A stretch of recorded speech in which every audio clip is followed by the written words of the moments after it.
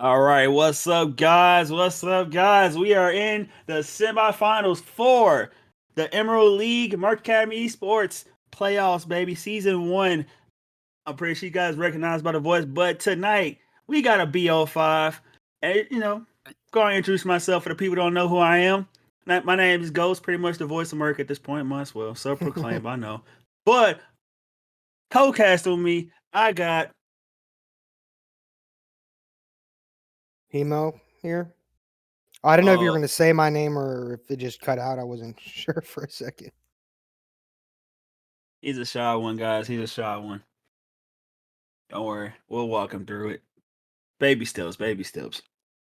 I'm messing with you. But for the semifinals games, ladies and gentlemen, we got StormForge Gaming versus the Lab. And this should be a banger. I mean, StormForge was one of the strongest teams in the league. So, and the Lab was always it was in the kind of like middle of the pack, but it's gonna be interesting to see how this one's gonna play out. I mean, my expectations, I expect some explosive games, on the exciting side. Hopefully not boring and people waiting for somebody else to make a mistake for like 20 minutes straight. But I don't. These guys they normally like to fight, so let's see what we got. But you got any expectations, Emo?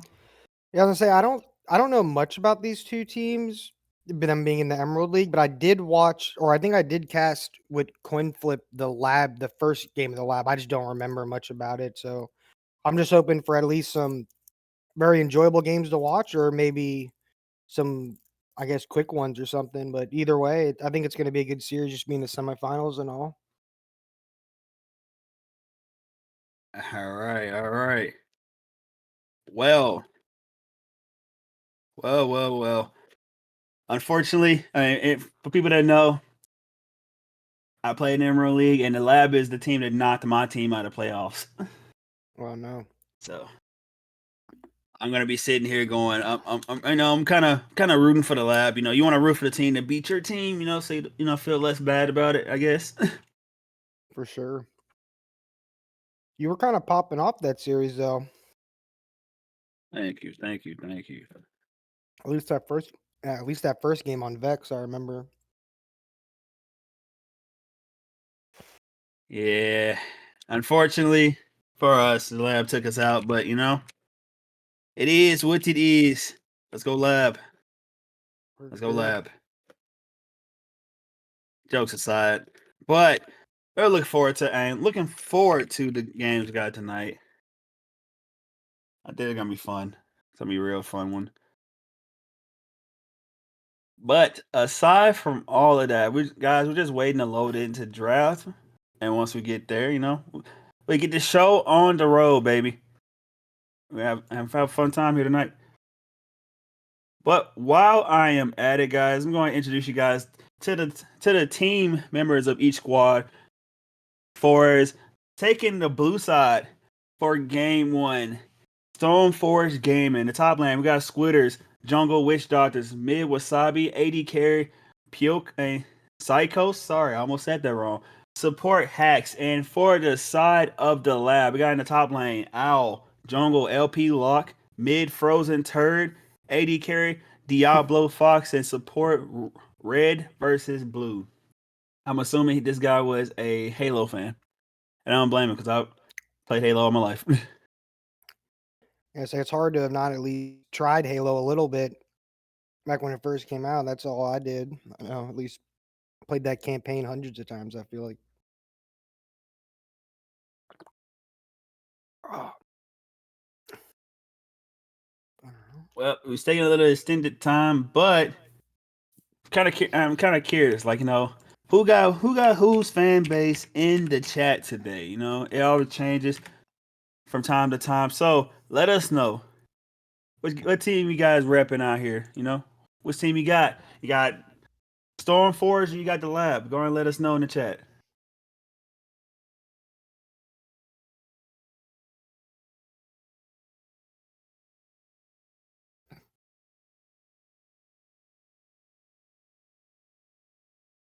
All right. Well, Right now, we got a little bit of a wait because somebody's having technical issues. So we're gonna move it over to a brief intermission. When we get back, we'll be going to the draft for game one. See, we try to take the momentum for this game. We'll see you guys in a moment.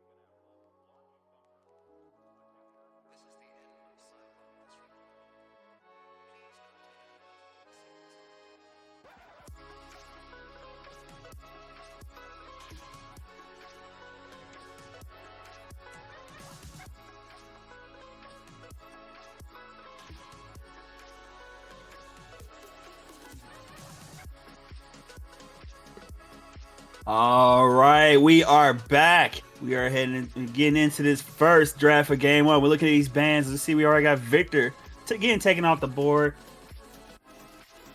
For sure, Victor's just too strong, I feel like, at the moment to let through. Same with Galio, strong, maybe engaged champ coming from the mid laner or top laner from SFG. It seems like StormForge been and taking a notes on the lab, especially for this last series. Victor was played in that game one versus Dropping Point Pandora. Granted, was a rough day, but still Victor is a pretty strong champ on this patch, so no use of just giving it away. I mean, Darius Wukong looking for maybe jungles and tops, and then an Aphelios ban coming out as well. I feel like that was TL that had the really strong Aphelios in the bot lane, if I remember correctly, in your series as well, which it seemed like he was definitely strong on the 80 carry position. So I think it's a good option to hit him for sure. As you see, to round out the bans for the lab, we got Jinx being taken off the board. Oh, Reliable not coming into this game. But another Reliable is we got Wise Mystical Tree himself, Maokai, being locked in. First pick for StormForge. Yeah, Maokai very strong, especially I've been seeing it more even in the top lane, even in jungle, just extremely strong tank, like good healing and just engage and peel and everything. And then Varus coming in potentially from the side of TL. Oh, no, they're going to go with Nocturne instead. Oh boy, the deadly combo of Nocturne Orianna. Yep, it's going to be locked in. It's going to be Nocturne Orianna, the ball delivery service coming through from the mid jungle. Yeah, and I say like just like this duo is just, I mean, pretty known at this point of just sending Nocturne in with the ball and just annihilating team fights with it. I don't know how hard exactly it is to pull off the combo consistently, but I think if they're able to do it, then it's definitely going to be something that SFG are going to have to look at taking apart if they can't deal with it. All right, looking like SFG possibly. Yep, they are going to be drafting more utilities. Ashe getting locked in the bot lane. Let's see what StormForge is going to round out this first rotation of picks with.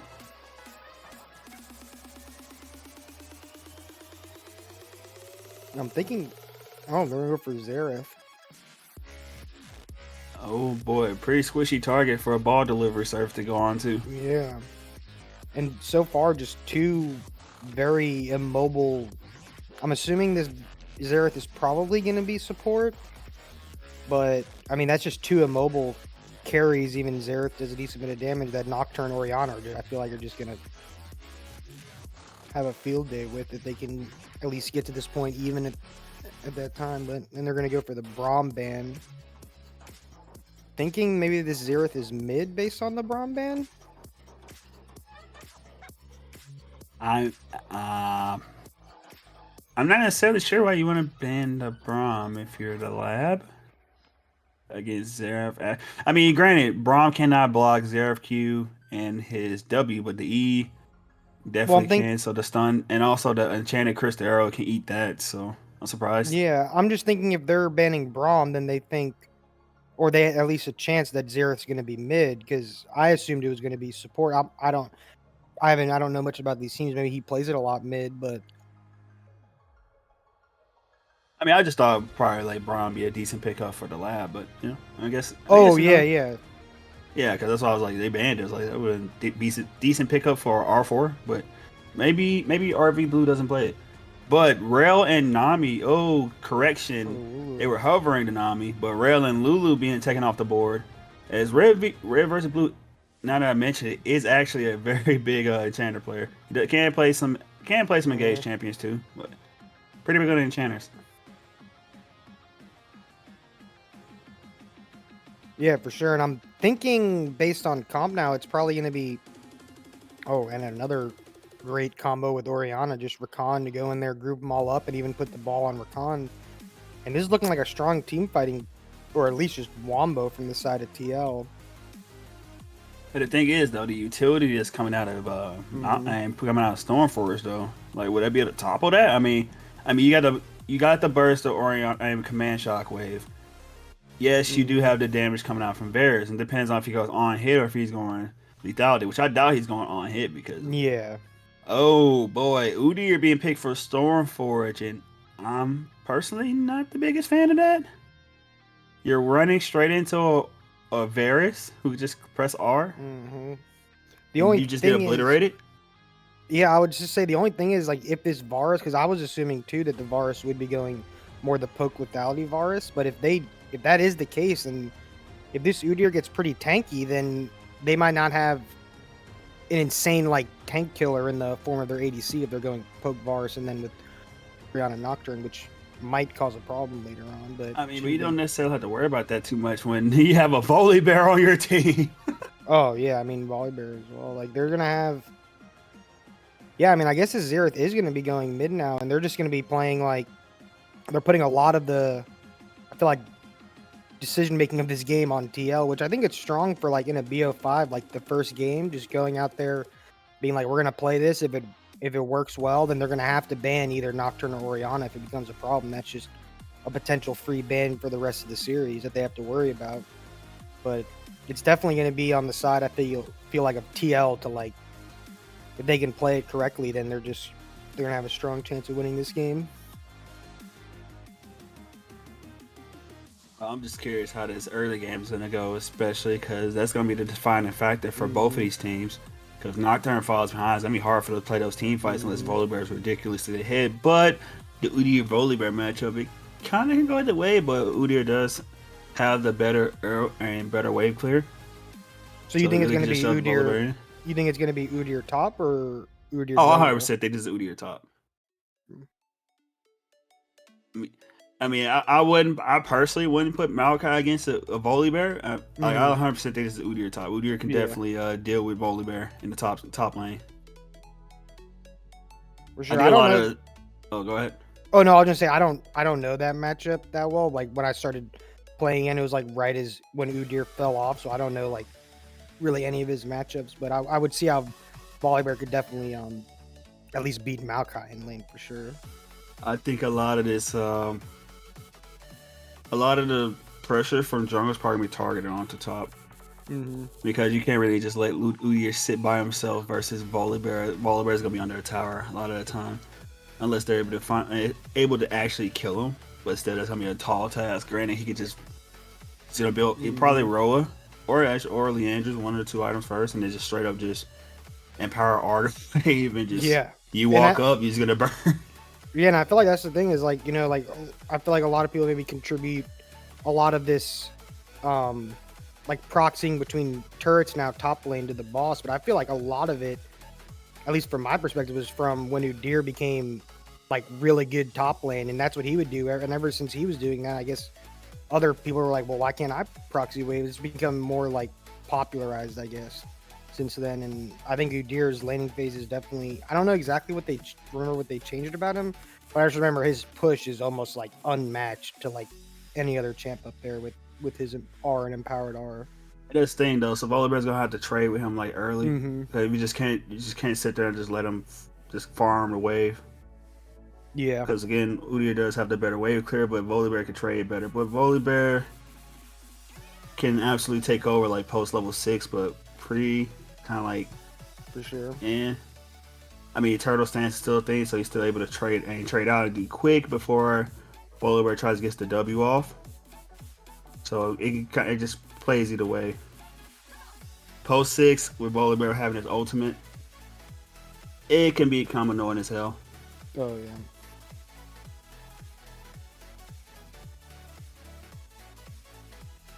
Well, who do you have winning this first series in SFG versus TL? If Storm Labs tops, I said Storm Labs. Sorry, if the Labs top side can get ahead, definitely them. Mm-hmm. Like, but StormForge definitely does have a way to win the game. They have a crap ton of utility, and even still, if say for instance somebody and they start falling behind and team fight not working out, they can still send Udyr to the side lane try to split push. Granted, the lab has a team comp that could absolutely like destroy them for it. Yeah, But it's just a matter of how good that macro is at that point. But I'm leaning more towards the lab at the moment. for sure. Yeah, I would have to. I'd have to agree with that. I think a lot of it. I definitely see TL with. It's basically like if they can pull off the Nocturne Oriana combo, and at least if everything's like at least equalized. Besides that, I think they're gonna have a strong chance. But I think one misstep with like going into the wrong time or something, SFG just has so much peel and utility and CC that it's like they're gonna have to be on point with those engages when they're deciding to go in, and I think that's gonna be a lot of what determines this match. All right, but I'm looking forward to game one. Like I said, this early game between both teams is gonna be pretty much the most important. Because yeah, both sides.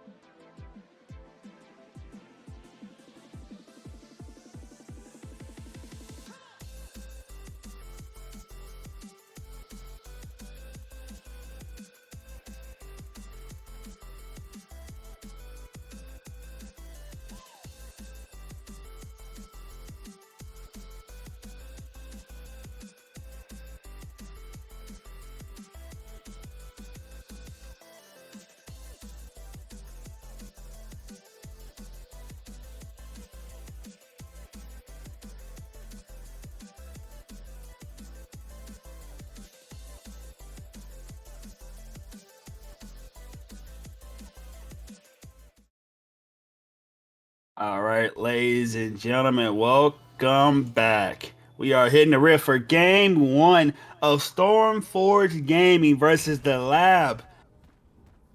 And this semifinals for Emerald League of Murky Sports. Yeah, I think this is going to be a great game one. I'm looking forward to seeing this Nocturne Oriana combo. I haven't seen it much recently, but I think this is could be a really explosive game one and could definitely affect pick and ban in future series if it goes well. All right, we got a regular 5-point. Nobody's looking to do anything spicy for the current moment. Frozen turret, ooh, like they were probably planning for somebody to try to blow Flash, but Frozen turret didn't step up far enough. What a name. Hey. Yes, sir. What a name. Minions have spawned. All right, but Hemo, which matchup are you looking forward to seeing in this game? I mean, I would say for me, like, I'd probably. Oh, and I guess it is the Maokai top. I just realized that. Oh boy. Because I was going to say that I was looking forward to seeing the Volley Bear versus Olaf top, and then I was like, Olaf, nope, Olaf or not Olaf. What am I? I don't even know what I'm saying at this point. That's how confused I am about this. No, I meant Udyr top. But yeah, I mean, I think I was reading his name, and it was like so small, the text on Owl or something, I couldn't read it, and it got Olaf in my head. But yeah, the Volley Bear versus Maokai, I just feel like a lot of these lanes are kind of safe-ish for both sides, where I feel like it's just going to be a lot of farming. So I guess maybe the jungle matchup is where I'm most interested in. Maybe Udyr can get something going early compared to Nocturne, where he's going to have to mainly farm up to level 6, ideally. But this begs the question, though, like, what is the game plan Stormforge playing with here? Like, you have Maokai in top side, you know, and not exactly, you know, I ain't gonna say weak side king because Ornn is this, but definitely a good weak side. Oh, we got a level 2 advantage coming down this bot lane. Both just trade. Nobody's gonna die from anything. Just a lot of damage on red versus blue. About half HP. He's gonna be forced to blow a pot. Yeah, and I feel like it's just going to be ideally a lot of. I feel like both sides are fine with kind of just farming, and a lot of these lanes are safe-ish for the most part. So I think a lot of it's really going to come down to jungle attention, but at least bot lane there's some scrapping early. Yeah, they are scrapping, but it's just my thing is like if I'm thinking from the mind if you are a witch doctor, right? If you do decide to play like you want to gank, like who do you play for at this point? Like, I mean, yeah, you know what I'm saying?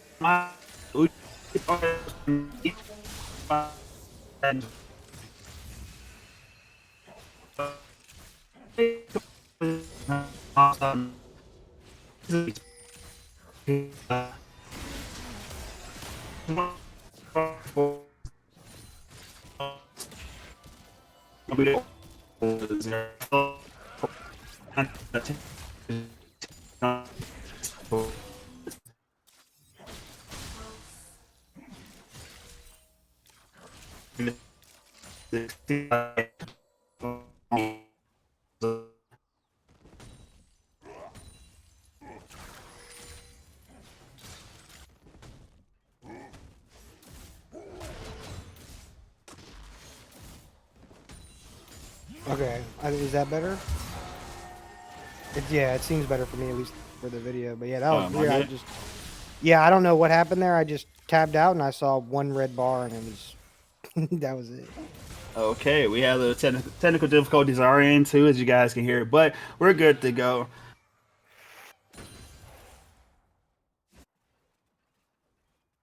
Look.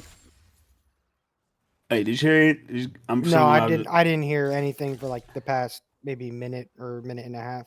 Oh, I was just pretty much saying that the match I'm looking forward to is mid because once Nocturne hits 6, I'm gonna probably repeat ganking as soon as like ultimates are right back up off cooldown. For sure. Which makes sense. And I will say that a lot of the people on the side of SFG do have a lot of CC and utility, but not a lot of mobility through the sense of like Ashe is pretty immobile, and Xerath as well. So it's like they do have CC and Peel, but not so much mobility in themselves. So Nocturne, I think, is going to have a couple of options in which lane he wants to gain.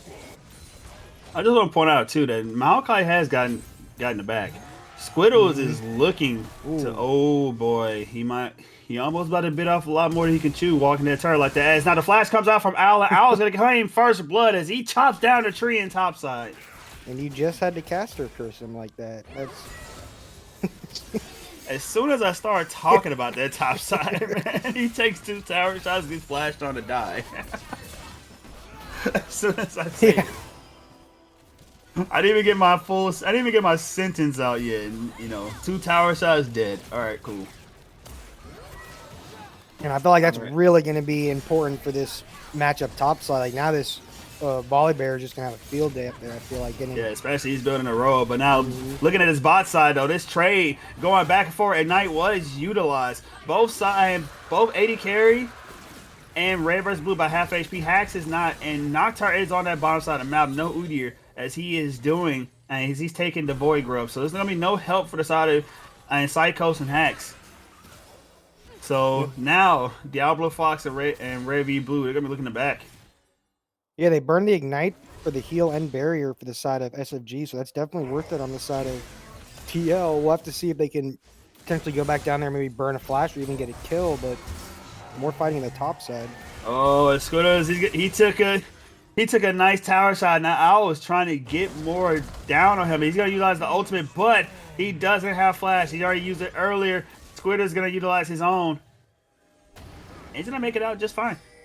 Granted half HP, as Witch Doctor is on his top side to be able to protect him from a potential Nocturne gank.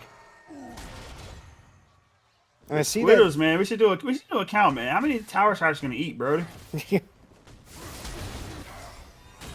Right, now, go ahead. All right, but Witch Doctor is helping Squitter slam the wave. I'm assuming he's going to try to probably back, maybe. Oh, maybe I lied. As the flash comes out, here comes Paranoia's. Udyr is going to be killed. Owls is taunting on him, letting them know that you just got wrecked, son. You thought it was about to go down, but nah, man. And he was pretty close to that Q, not going to lie, when he was taunting him, but yeah, he was pretty close. I guess it ended up working out in the end, but yeah, good bait from the side of TL. This is exactly where they want their kills. Like getting this Volibear ahead early is going to be a real menace in this side lane now. And a kill on Nocturne for sure is definitely going to help too. I was out here wagging his tail, said, "Come get me," and he said they fell for the bait. And bruh said, "Thank you for the cash transaction. We'll take the gold." Yep. And you were wondering how many turret shots they were going to tank, and I guess it was just one too many at this point. So, I mean, I think they're at 5 now. Sure, but an early lead for the side of TL, definitely in the favor of. I think it's going to give them a lot of options, having a strong split pusher with Volibear, with Nocturne potentially shadowing him, and then just the Orianna Nocturne combo definitely going to be strong. But we'll have to see later on. He already has completed Rod of Ages at 845, so that's a very early item completion for the side of Volibear. Don't be fully stacked up by 18 and about 18 and a half minutes. So. Squidder's still stacking at tiers. He's trying to build a Winter's Approach. As he's going for Thimble Winter. Yeah, Thimble Winter, but I'm trying to think of the item. Unending Despair is probably, or yeah, he might be going for Thimble Winter first. I don't know if he's going to go for that or Unending Despair with the Kindle Gem and Cloth Armor. But oh no, it's probably gonna be Unending Despair first. But he will go for Thimble Winter as well. Yeah, I forgot that built out of Kindle too. Yeah, the good old tier item. Alright, well, like we're gonna have a nice fight in the bot side. Wasabi does have the ultimate up. He's gonna utilize the Diablo Flies brought low. Red versus blue with the ultimate charming 3. And now here comes Lock. He's gonna lock in a kill, but take 2 tower shots. As now 2 are low. One's gonna be finished, making 2. Diablo Fly's gonna find his kill, but Wasabi's gonna flash forward, find a stun, and find a kill. As Cleanse was forced to be burned. Triple kill for Wasabi. Yeah, I'll say it was a great spell shield from the side of Nocturne on the Astral, but then deciding to go back in there maybe fighting back a little bit too much, and this Xerath getting 3 kills on this roam bot, and that's really gonna make this Xerath a big danger coming up in like even just mid game. Like 3 kills on the side of this Xerath, he's gonna be really strong. But at least Orianna is getting plates in the mid lane. Yep. At least she was getting that, but Yeah. 3 for 2. Like I wouldn't even be all mad about Orianna getting them 2 plays. You know, triple kill for the Xerath. I wouldn't be mad at all. And now we're looking at getting a full set of 6 grubs for the side of StormForge.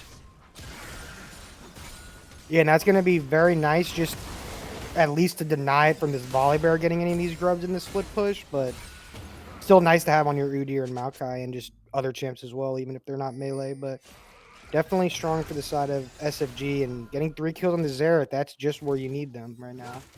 Hey man, I know it's gotta be annoying if you're Diablo Fox and you ult somebody just for breath of life just to get them right out of it. Yep.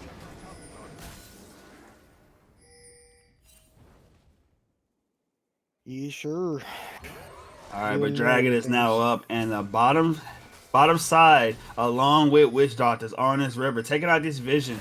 As they're not gonna get the ward on the river, but they are gonna get some poke damage down. And here comes the Enchanted Crystal Arrow, gonna find a Rakan as he's got stunned again. Will he die? He gets stunned by the Xerath. He's eating every stun known to man at the moment in this game. And red versus blue is gonna die, and this should be a Drake over to the side of StormForge. Orianna still slamming this old TP coming in. Owl is in the back. Owl's gonna, oh, here comes Paranoia. And now it looks like Udyr is gonna be dead, and so will the rest of his teammates that are there. As late teleport comes in for Squitters, but it's just him and Melio, and he's gonna be forced to walk away. And that Volibear just came in and started doing work, and he's not done yet. And speaking of Volibears, he's looking for the tower dive, and everybody's eating tower shots today. He's gonna make it out alive, as it seems. Yep. Well, never mind. As Squitter is gonna get the shutdown. Yeah, that is good to get the shutdown, but man, that Volibear came in and he's doing damage for sure. They did secure their second Drake, and it is, what is it?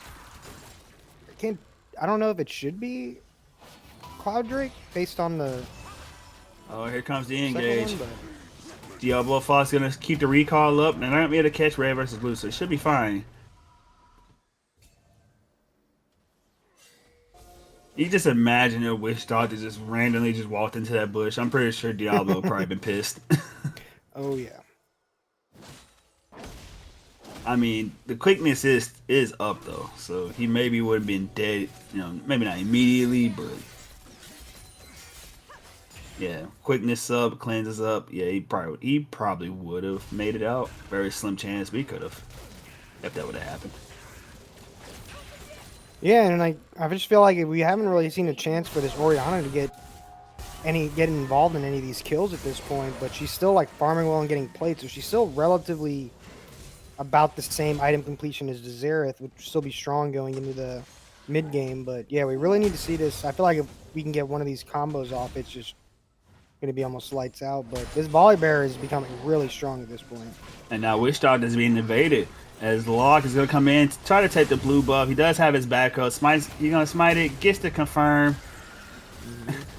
Al going to stop him from taking the Hex gate, but it's alright. The Hex gate. Alright, but it seems like everybody's headed to this top side. They want a little piece of the Rift Arrow. They want Shelly for themselves. They did burn Ashe ult, so. That is true. Enchanted Crystal Arrow is down. Alright, but the side of the lab, they're going to be starting their Rift Arrow, looks like. But, and with Udyr going over to the opposing blue side. Well, they're going to just give away this Rift Arrow. Yeah, they're trying to make a play for this bot tier 1, which they might get it. I can't tell how low it is, but I feel like Ashe should be able to claim that. Trade for the Rift Arrow. At least they're getting something on the other side. And it looks like Udyr did go inside and maybe take the enemy blue, so he got his blue buff back, but trying to keep tempo. All right, but Squid is just trying to keep this wave from slamming into the tower. Doing a fairly good job of it so far. I mean, the wave's there now, but at least it wasn't as wouldn't have been as bad as it would have been kind of like at first. With like Volibear's entire team borderline on that side of the map. Yeah, for sure. And Maokai does still have like decent wave clear, so. Oh, the engage comes out, but you know, it looked for the Bastallion, but you know he's just gonna hop back over to his AD carry. Very hard. Now they know that Witch Dart's on the side of the map, so. But that idea is probably get and Nocturne already heading downward just in case something else is gonna pop off. Make sure his bot lane is nice and safe.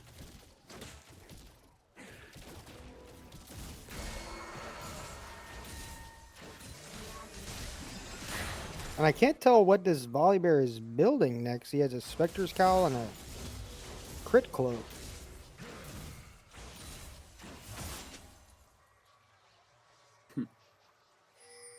Alright, it's just a wait and see thing, but with Volibear crashing his way into the tower, getting a decent amount of damage on this top T1. But Diablo Foster Red vs Blue doing work on this bottom B1. It's now the damage coming out from Psychos is now here comes Nocturne to try to help his bot side, but it's too late for the Varge. But the Charm is going to make sure that Ash is going to stay there to die. As Udyr is flanking around, but he doesn't know there's an Orianna flanking behind him too. They might just try to re-engage this, and there it is. Zeraf's going to use the ultimate. They're going to keep fighting. Red vs Blue is pretty low, but we got to fight in this top side too, man. It's just going back and forth everywhere as people are just eating tower shots, man. I swear I need to keep count this game. Probably can make it a drinking game in a replay, but now this fight can go either way as Red vs Blue is going to dodge the next two skill shots, keep himself alive, and only thing that's going to be lost is the AD carries and StormForge bot tower. Yeah, a lot of sums burned there and just basically turned into just a 1-for-1 on both sides. And top lane's still fighting, but I feel like they're both too tanky and have too much sustain at this point for something really crazy would have to happen for one of them to kill each other. Good old battle of the wet noodles. All about who is the stronger noodle at the moment, and right now that is Volibear.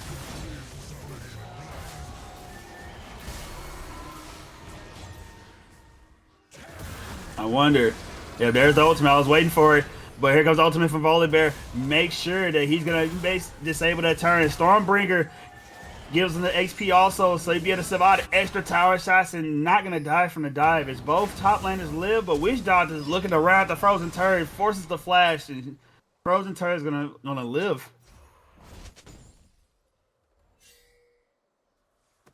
Yep. I can't help but smile a little bit every time I hear you say that name.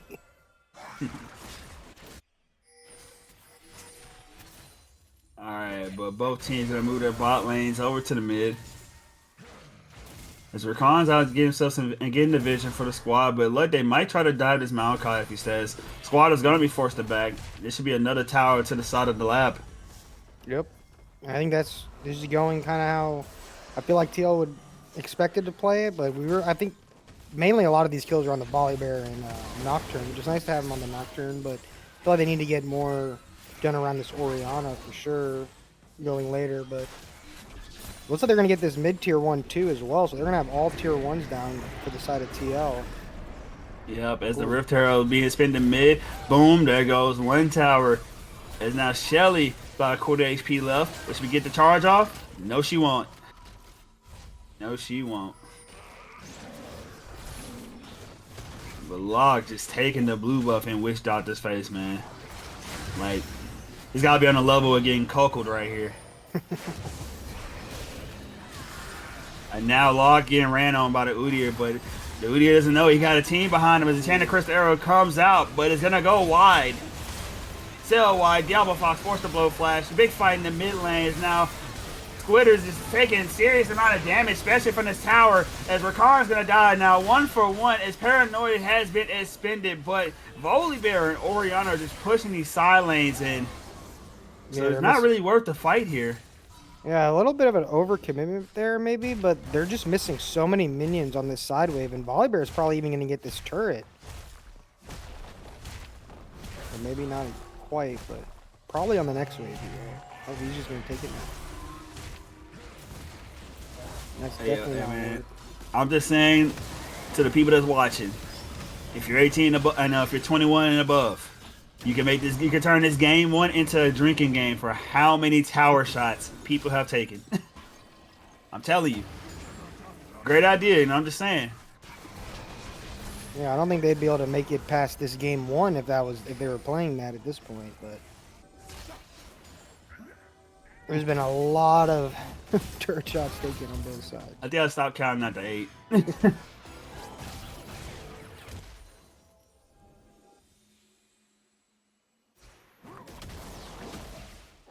Alright, but Vision is being removed, but Dragon is up in about a minute and 44.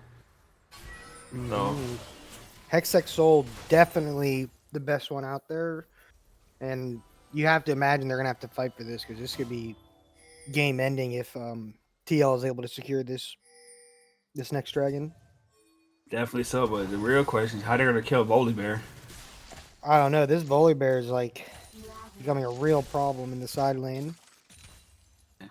Probably won't be Zeref because Volibear already finished the Spirit Visage. So it's just like it's a hard question to answer. But Orianna going in, invading the jungle of Witch Doctors. Witch Doctors is not having a good time on the top side, just getting constantly invaded. As Squitter is going to go for the little bit on the engage on the out, and Tana Cristero is going to come out. It's going to hit its mark. Lock is locked down, but he has help. As Red versus Blue and Diablo Foss comes in, and there is the paranoia, but he's going to be forced to walk right back out. But Stormbringer, as Al looks to try to fight some more, but just taking tower shots, and now the side of the lab looking like they bit off too much. As they got a little too much dip on their chip, as they are constantly just being ran down. Diablo Fox looking like he should be getting caught this go around, but the slows comes out, and the rest of the side of the lab is going to be able to live. Yeah, I feel like this Orianna is just going to end this game 0-0-0 at this point. But yeah, I mean, very strong team fighting from the side of SFG. This Xerath still is very strong, just hitting so many of those ultimates and Qs, poking out the enemy team. But yeah, like you said, this Volibear is just running around tanking turrets, not even really caring at this point. He's completed his 3rd item at this point. He's like really strong in this game. Hey man, who needs a ball when you got the claw? I'm just saying, as Witch Doctor, he flashed on to lock, but Squidder's now in there by himself. As the rest of the team backed out. Now they're going back in. As Red versus Blue is going to get 2-man knockup. Here comes the ball. As Command Shockwave finds 2. Paranoia goes in. Block. Probably going to die from this. He's almost dead. 1 hit away. Look at the HP, man. And Diablo Fox with the snipe. As now they're just walking down the side of StormForge Gaming. Yeah, but you got to think to fight right around this Hextech, and this is going to be Hexol for the side of TL, which has got to be almost the nail in the coffin in the game at this point. Man, the lab about 7k gold ahead of StormForge. Squidder's not trying to be a quitter. He's not going to allow them to try to get their drag for free. As now he's looking for Locke. Locke's almost dead. With the dragon finish him off. Oh my god. Locke 2 times back to back gets away with having that low HP. 83 HP, man. He gets away with it twice. That was close, but in the end they did secure it, and up to almost a like 8k gold lead at this point. Squidder's most definitely put his full sin flag up and just said, F it, we ball. Yep. I'm not trying to let the drag go, but he ended up letting his life go in the process.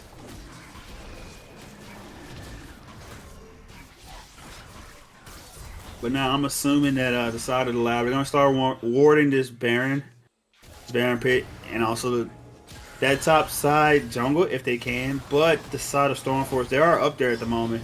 They're trying to clear out not only the vision in the jungle itself, but also clear out those camps, get some more gold in their pockets. Yeah, and Maokai is answering in the bot side, but he does not have teleport up probably for another like 2 minutes at this point. But Orianna does. We've got a fight here. As now the Zerov ultimate comes out. Paranoia is coming onto the Zerov. As now Wasabi is getting jumped on. Wasabi's going to live though. Breath of Life comes out. But it's not going to be enough. As Owl is just going crazy. And Stormbreaker is still up. But he doesn't need it. Lock it. Just 1v1 and Witch Doctor's on the side. And even though he's pretty strong, he's going to die. Now Hack's trying to keep Witch Doctor alive. But Owl's probably going to just run down to Milio. Oh, and Orianna did 1v1 the Maokai on the other side of the map, and this Volibear is just a problem. He's just running around killing everyone.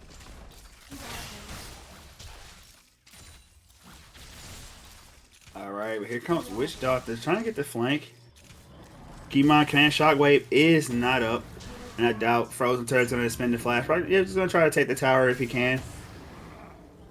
Okay. Did get the execute. Alright, yeah, you got the execute, so no shutdown for Witch Doctors at all. And the tower still does go down. Surprised you didn't opt to kill the wave at a certain point. At the point, they knew we see you cannot reach the Orianna. I need to drink some water.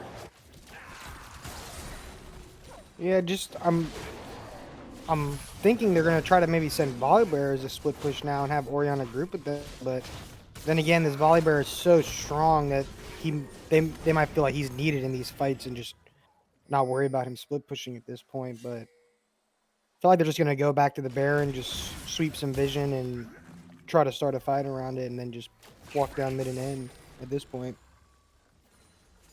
Yeah, okay, this point really, the Loud probably just hoping to kill one, then threaten Baron, and possibly bait. Because now Enchanted Crystal is going to come out, but the Spell Shield of Nocturne is going to eat it.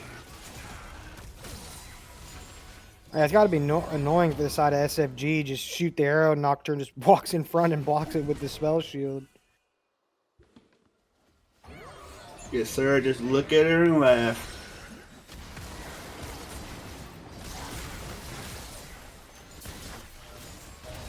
Alright, but now the Loud got all three lanes trying to crash in. Orianna is yet to get the wave to the base as Owl is being ran down. Ash is slowing the mess out of this bear. Here comes Paranoia, but he's going to be by himself for the moment. But Teleport is coming in. Orianna's going to be there. And it should be a two-man Command Shockwave. And it is. The damage is done. And now Squitters is by himself.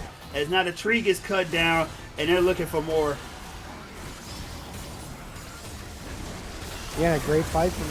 Alright, Stormbreaker comes out. Turn is disabled. And there should be 2 more lives to claim. As soon as he comes out of this. Yep, the stasis, he's gonna die. That's an ace and Volibear. Ow, man, 9, 1, and 7 went crazy this game, and we didn't even make it to 30 minutes. The lab came to play tonight. Yeah, great game out of the side of the lab. Didn't see too much of the Orianna Nocturne combo, if at all, but great game from the Volibear Nocturne for sure. Like I said, man, who needs the ball? We got a strong claw, man. That is true.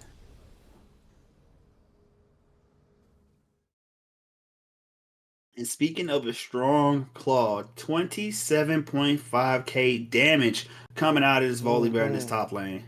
Definitely probably gonna be looking to see him getting banned game 2. Yeah, or I feel like a lot of this just goes back to the early laning phase, like you were talking about, where Maokai just took 2 turret shots and basically just died to Volibear with just a Doran's ring, and I feel like that really just and then the tower dive when they tried to kill him, and that just shot the game like completely wide open. So maybe they think they can go back into this matchup and just clear up those small mistakes, and then the game looks different. But definitely at that point, the Volibear was just a problem, and he completely took over the game. Man, maybe one day we'll get instant replay. You know, I could just see Yeah. Volibear just taunting after they tried to dive. I'm pretty sure I was just in the back of his head is like, huh, fries in the bag, fries in the bag. We're going to finals, but that road is not complete yet, and because the set is not over, as we got at minimum 2 more games. We'll see if StormForge is gonna come win this game 2 and force a game and 4-game series, or would the lab just try to make a clean sweep? Guys, we're gonna go to a brief intermission, and when we get back, we're going into the draft for game 2 to see, what we've been working with this go around.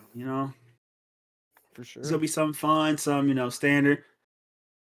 But while we take this break, guys, I encourage you to drink some water, go use the bathroom, get your snacks or other beverages, whatever you consume at night.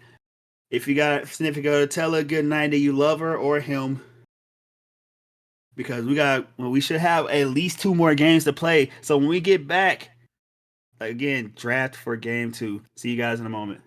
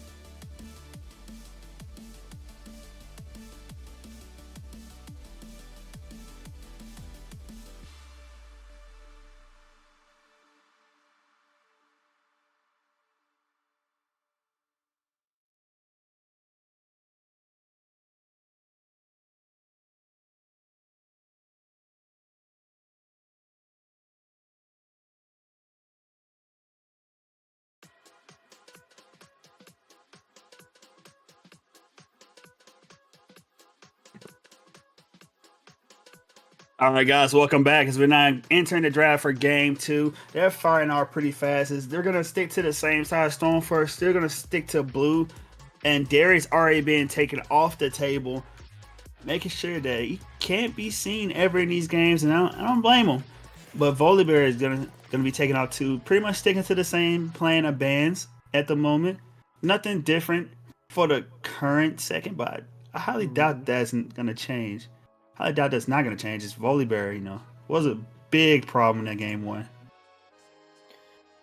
Yeah, I wonder if they're going to look to ban it this game, because so far it's looking like you said to be the same, but they're going to go back to Victor again. So same ban so far from both sides.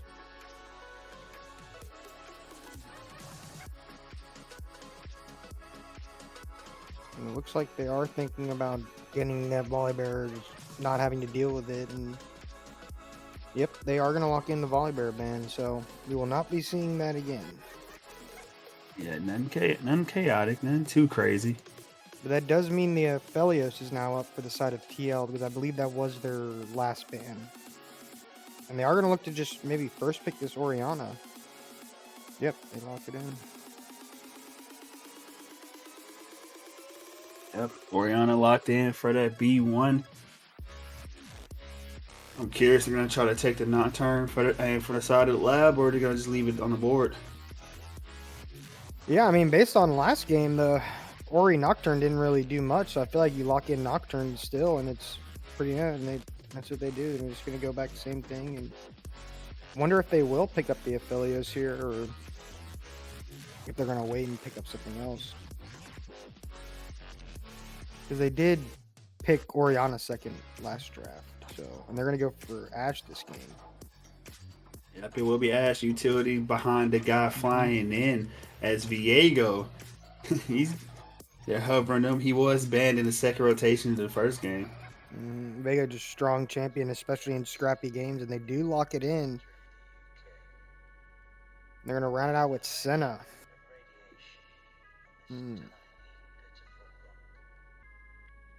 I'm assuming that's going to be support, but I guess we could see the farming Senna, even though I feel like it's pretty heavily nerfed. Yeah, they get nerfed, but Ashe Braum is going to be the bot lane for the side of the lab, and now we enter in the second round of bans. And with Viego on the board, and Viego taking up, wonder what they're going to have in for the ban slide. It's going to be Tam Kench coming out the board first. Silas being banned next, which I mean, he can take Shockwave, so he takes Shockwave. Viego Otis and to take his Silas. So they must got some spicy stuff brewing for the side of StormForge for these next 2 picks. But Orin also being taken off the board by the lab. They're really thinking on this last ban, and I'm wondering if maybe they're just banning the Silas just because maybe they just don't like that matchup as Orianna, and they will ban the Hwei, so I'm thinking they're probably going to they're going to pick their mid here, and then last pick top, so I wonder if they're just going to go another control mage, or we'll see something maybe a little spicier in the mid lane.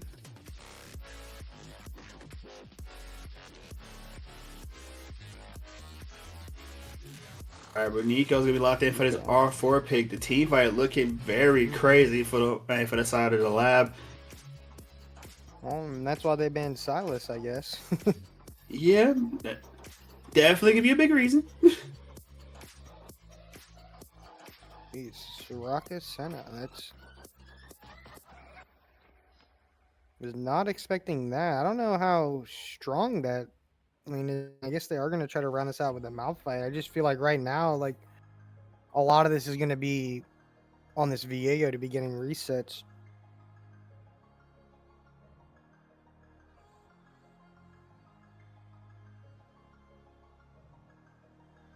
All right, well, And they will lock in the mouth fight, so. Well, I'm curious to see what this top side. What does Owl have in the box of tricks? As we saw Volibear game 1. So what you got for us for game 2? Wonder if he's just gonna match with another tank, or maybe even just try to play a counter into this Malphite. Because He's probably try to take a counter. I mean, that's that's a pretty good Vladimir. one. That is a pretty amazing matchup for Vladimir for sure. I mean, there's pretty much nothing Malphite can really do in that matchup, but A cry.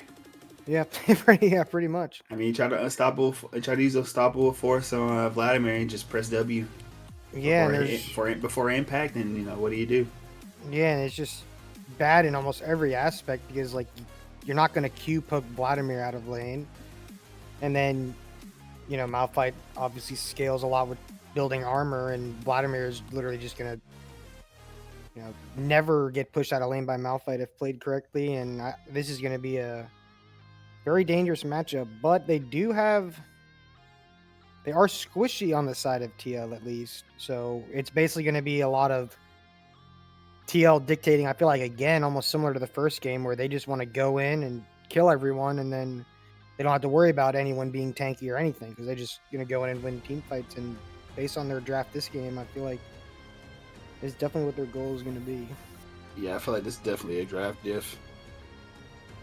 Yeah, I just feel like on the side of SFG, it's just to me, it's just kind of low damage on this side. Like, I don't know exactly how much farming Senna does, but I feel like a lot of the damage is just gonna have to be from this Oriana and Viego, and because no one else on their team is really going to be doing damage, especially early on, like in mid-game team fights, All where right. TL has a lot more tools. Sorry. Oh, you're Well, we're gonna be going over to a brief intermission as we're not Riot Games, so we got a spectator delay, unfortunately. But when we get back, we're gonna hit the riff for game 2 of StormForge Gaming versus the Lab. We'll see you guys then.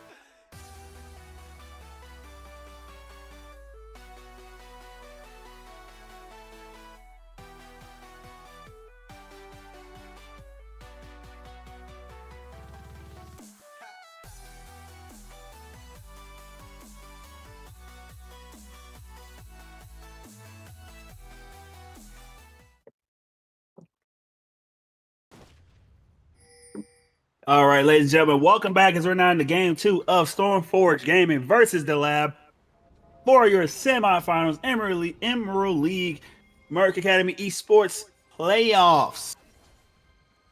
Sure. Welcome to Summoner's Rift. And I feel like this is going to be a pretty strong draft from the side of TL into what SFG has, and I feel like 30 seconds until they have a lot of minions tools to do what they spawn. want to do, and I'm probably in favor of their draft for the most part. I have to agree. I have to agree. But right now, just standard start, no chaos, no invades or anything. I just got a 5-point from the Lab.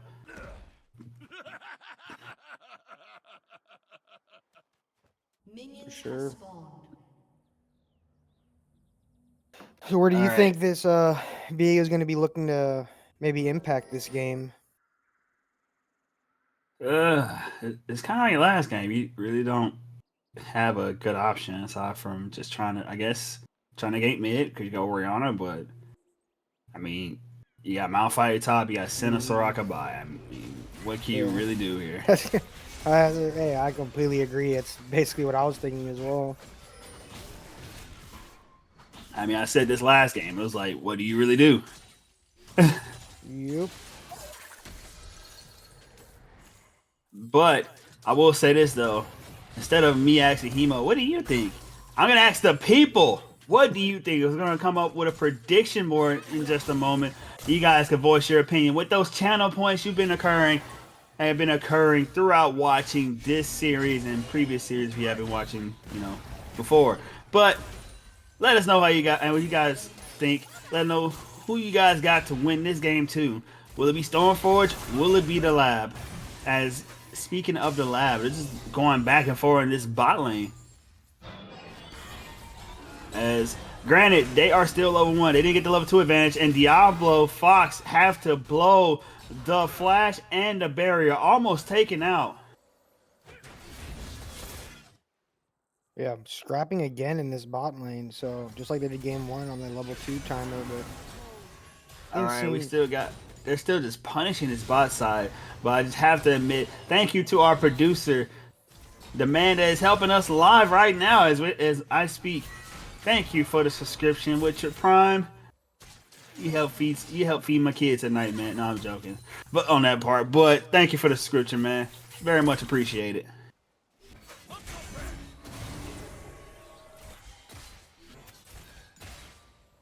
And man, this bullying in this bot side is rough. This is nasty. yeah, this is a lot of poking. They do have a lot of sustain as well on this bot side, which is definitely going to help. I mean, Senna Soraka, they do have a lot of healing. Definitely do. But I feel like as long as they can weather the storm, especially just in the early laning, it should be okay. Keep in mind, it's gonna be fasting Senna. As you see, Senna's the one with the World Atlas with a farming Soraka, so gold being put into that Rocket's pocket. So later on in the game, by the mid game, pack should be at about 2 items rather than being like 1.5 normal. As we see the flash coming out on the frozen turret, he almost takes out the Nico, but which dog that's not gonna be able to finish the job. As Local's also looking for Wasabi. No, both sides gonna live. But Frozen Turret's gonna be forced to back as they try to shove this in mid lane, make this wave crash. But Frozen Turret does have teleport, and it's jungler there to help keep that wave under control. And they did burn the flash, as you said, from Diego, and I guess they're still looking here. Oh yeah, Viego with no flash and Loki just walking at him, man. The damage being put down, and Frozen Turret did TP back. So it's just kind of like fighting, but no one dying so far. Quite a bit. Yeah, a little scary for the Viego there with Nico still having flash, but decides to hold it and just play it safe. And definitely looking good for the side of TL. His early game.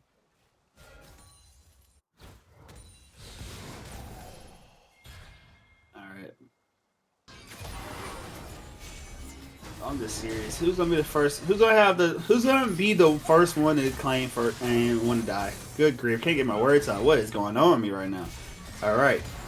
But in this bottom side, so much damage being put down. Diablo Fox and red versus blue, they're trying to fight back, but it's pretty hard, man. Especially when against two laners that can just heal themselves, like heal each other just a good amount. Like it's rough. But this Vladimir getting a good amount of damage down this Malphite. Squid is gonna be, it's gonna be oof. It's gonna be forced to back. Out like he's not trying to let him go. Did cancel it. And honestly, I think it's gonna be first blood to this Vladimir. I think first blood's gonna happen in this bot lane. I'm keeping it real. Oh, now and it speaking is of this gonna bot happen. lane, the flash comes out from Psychos, and there we go. I call it Viego gets first blood onto Diablo Fox's. The Braum barely gets away. Yeah, I thought him canceling his recall there, he might have known to look for something. But yeah, as you said, just first blood in the bot lane, going to the Viego. I feel like probably where you want your kills early this game. And looking good for the side of SFG.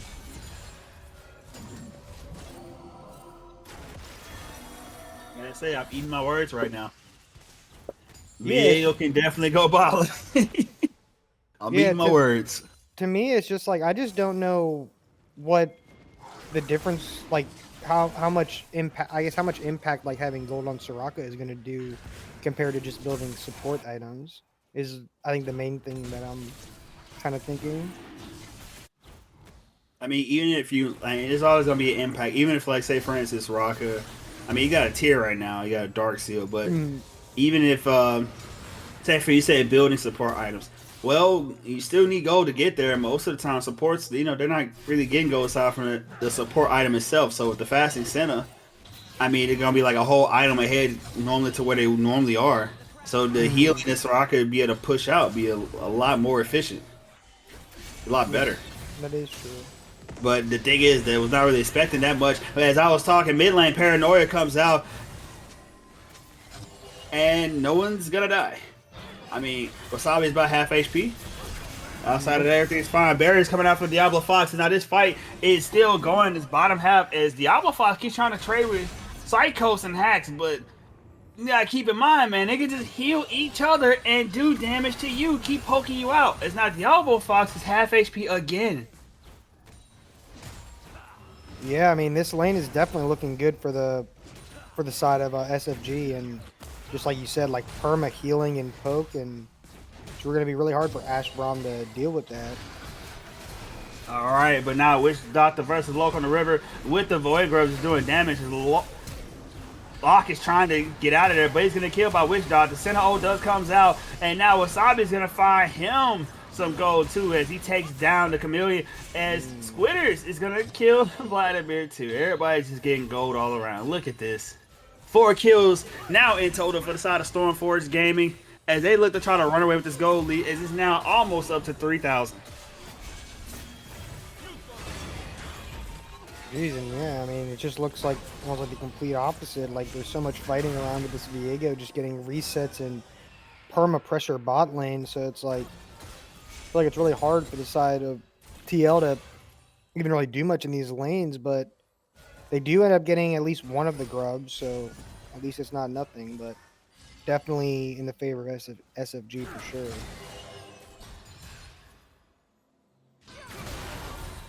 And a little weird for, I feel like a little different. You don't see it as much as Vladimir like rushing Cirque boots. Well, I said draft diff in before the game, and here we are. It's a hands diff in the game. As man, StormForge, they're just showing out right now. Before 10 minutes, and we already looking like it's been chaos all around. Granted, the scoreboard may not show that, but the sheer amount of fighting has been crazy. Yeah, I'd even like to see this. Oh, Paranoia coming in the bot side as now Enchanted Crystal Arrow is going to find the Senna as she stays alive just a little bit longer, but she's going to go down. Here comes the Viego. Keep my ultimate is up. Flash used by Diablo Fox as the Soraka is going to find the kill onto the Braum. Reset comes in and not, yeah, Witch Doctor unfortunately not going to be able to find anyone. Yeah, good Well- trade kill for the side of Viego for sure. Yeah, definitely 1-4-1.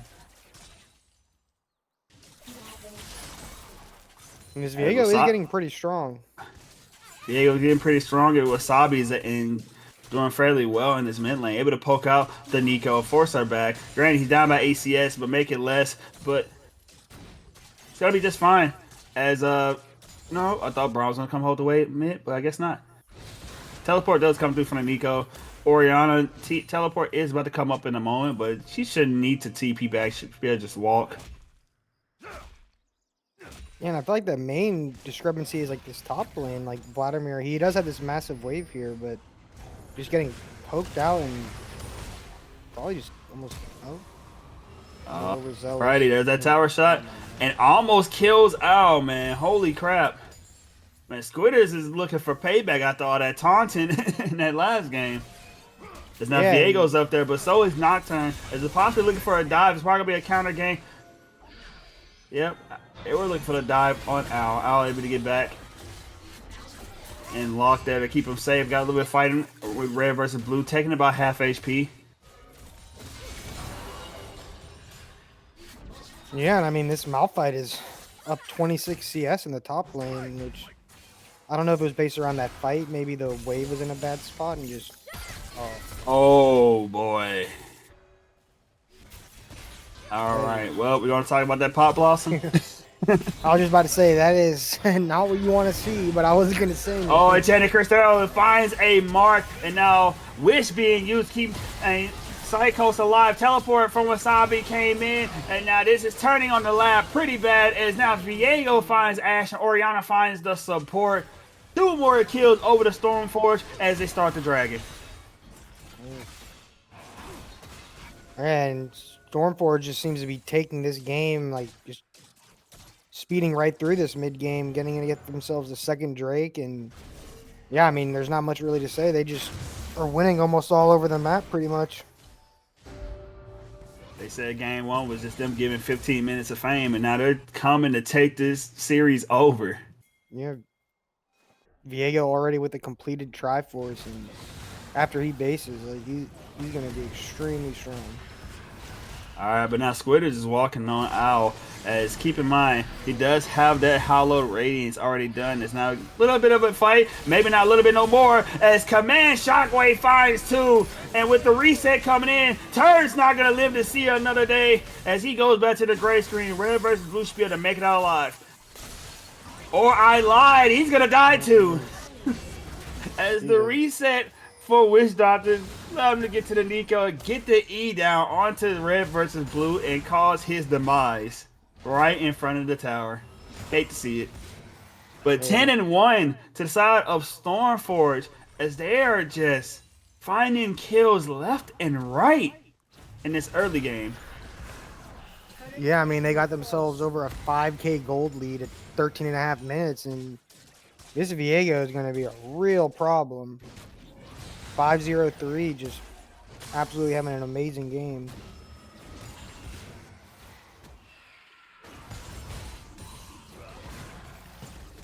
Well, this game is didn't see this one coming in draft. No, I'm really curious what happened in this top lane is the main thing. Like, to be down like 25-26 CS against Malphite as Vladimir, must be something must have happened up there. But for sure, this Viego has just been all over the place with great ganks and team fighting around the grubs. So it's just like it's gonna be really hard for them. I feel like it's gonna be really hard for them to make a comeback in this game. Just all right, Brego Paranoia comes out. The hit Chris Thero did find his target. Now Psycho's trying to stay alive. A number by that is Hacks trying to stay alive, which did come out. So did the ultimate from the center, but the unicorn will fall. The goat gonna die. But there was a lot expended to get that one kill. As now 3 are pushing onto that bot tower. And now here comes Witch Doctor. Teleport coming in. Also from Squitters. As keep in mind, Unstoppable Force is up. And he's going to find 2. Sinner's going to find the life. of the Nocturne. Double kill for Psychos as they look to try to finish Diablo Fox. Flash is already down. Not going to spend the berry as it's not going to be worth it as he's going to die too. 3 dead for the side of the lab. Only traded 1. Great TP and ult from the Malphite coming in. It almost looked like they were turning it around there, but as soon as that Malphite came in and just hit him with the Unstoppable Force, just completely turned the whole fight around. Via gets 1 reset and just pops off. And he still hasn't based since this Triforce, so once he bases, he's probably has to have about 2K gold, if not more, in his pocket right now. Yes, he does. He has almost 3K. It's a joke that I say against my friends. It pisses them off all the time when I do it. But I call it the 3K power spike. When you got an inventory of 3,000 gold, and it looks like it's probably about to be more. Red versus blue, looking to get caught as Command Shockwave is going to find him, and Witch Doctor is going to get another kill, and 3K power spike achieved, make it 3,100. Man, only 100 gold for that Braum. Like, what's going on? It's already only 16 minutes into the game, just not going the way of the lab this game, and just 14-2, like 7K gold at 16 minutes. I find it hard to find a way for the lab to come back in this one. My brother in Christ, this is an understatement of not going the way of the lab. This is a belt to ass game right here. A spanking. We talking about Southern style too. Yeah, you're just getting the steam, I guess. It told the lab, game 1, go find the switch you want. You can take this one. And game 2, we beating your butt with it. Good grief.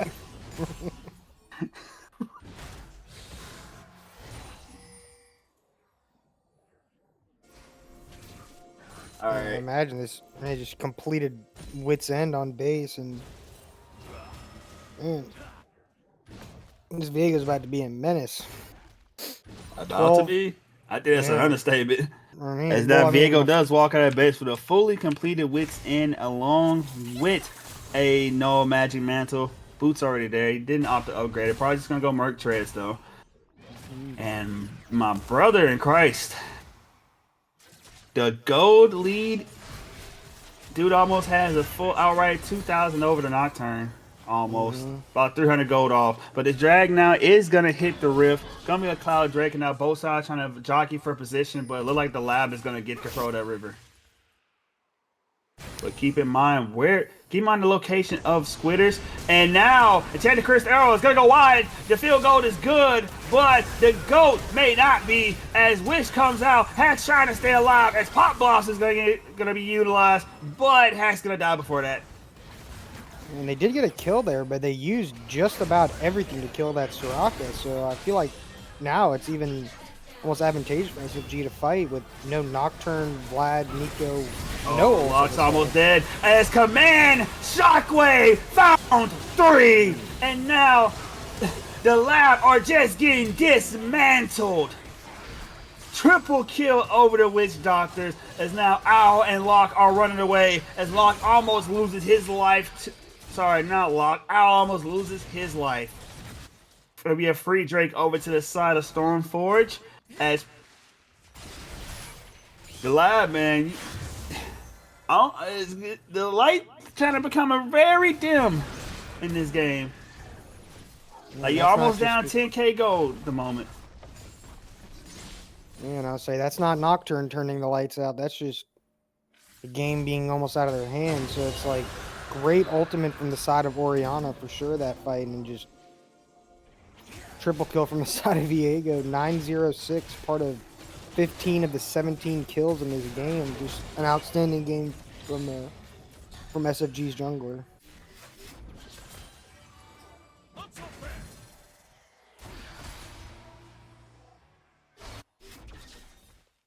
All right, well. It seems like this belt to ass is doing nothing but getting worse. As now Malphite has completed Thornmail for the second item. And we keep looking around the items as Orianna does have the second item, Zanya's Hourglass. I mean, she's doing pretty good damage at the moment already. As now in the top side, Paranoia comes out. They're looking to try to kill this Malphite as Unstoppable Force is going to get himself out of there. And I guess it's better to be safe than sorry, but I don't even know if he needed that. I just don't think Nocturne and Vlad could even kill this guy. Shit, you probably could have turned it on him. I'm being honest. Definitely better to just play it safe and just ult out. Yeah, no need to try to do anything risky because you know they are in the lead by a lot at that. Yeah. I mean, this is almost 10K at 20 minutes. I'm just saying, man. Somebody did a drinking game to the amount of tower shots taken, man. Somebody's gonna be wasted. As Enchanted Cristero almost finds its mark. Woo. Barely misses. And this turret is just one hit from going down for top lane, and yeah, it's just all up for the side of SFG right now. All right, Command Shockwave is gonna find Frozen Turret. Frozen Turret taking to half HP, but the fight is no longer gonna continue. This forces the Nico to back up. A Witch Doctor though is coming to gank the Owl. As Vladimir is trying to run for his life, Owl is almost dead, and he is gonna be finished off with fresh off the cooldown unstoppable force utilized by Squitters. That just looked funny, like point blank, just pops you with the unstoppable force, but yeah, just this. I mean, I was gonna say this Malphite's a problem, but at this point, SFG's just a problem. Like everyone on their side is just insanely far ahead of their counterpart, and this tier 2 in the bot lane's about to go down as well. All right, Nico's probably been looking for an ultimate. Oh, never mind. She's not able to get close enough for it. Way clear, just too much. See how much Witch Doctor's going back. Witch Doctor's almost has another 3K right now, sitting at 2,900. Good grief! And now the side of StormForge. Let me start in this Baron, but they're gonna get off of it. As now they see Locke, and Locke's getting jumped. He doesn't have flash. This should be an easy kill, and Psychos is on a killing spree now. Yeah, I know whoever was posting that copy pasta about witch doctors is probably vindicated right now, but oh, here and there goes the Pop Blossom, the flash being utilized, and Stacy is gonna need to dodge the. Oh my goodness! Well, that was a clone, but unfortunately, Wasabi's gonna die, but he's gonna die for the cause. Is he may be dead, but his team's gonna get this Baron. Definitely a worthwhile trade. I don't know if it was needed, but Shutdown does go over to the side of TL, but they're just so far behind at this point. They're going to need like another 20 of those at this point. Bye-bye, Al. It was nice knowing you. Now, Squitters is on a rampage. 4-0-6 for the Malphite, 9-0-9.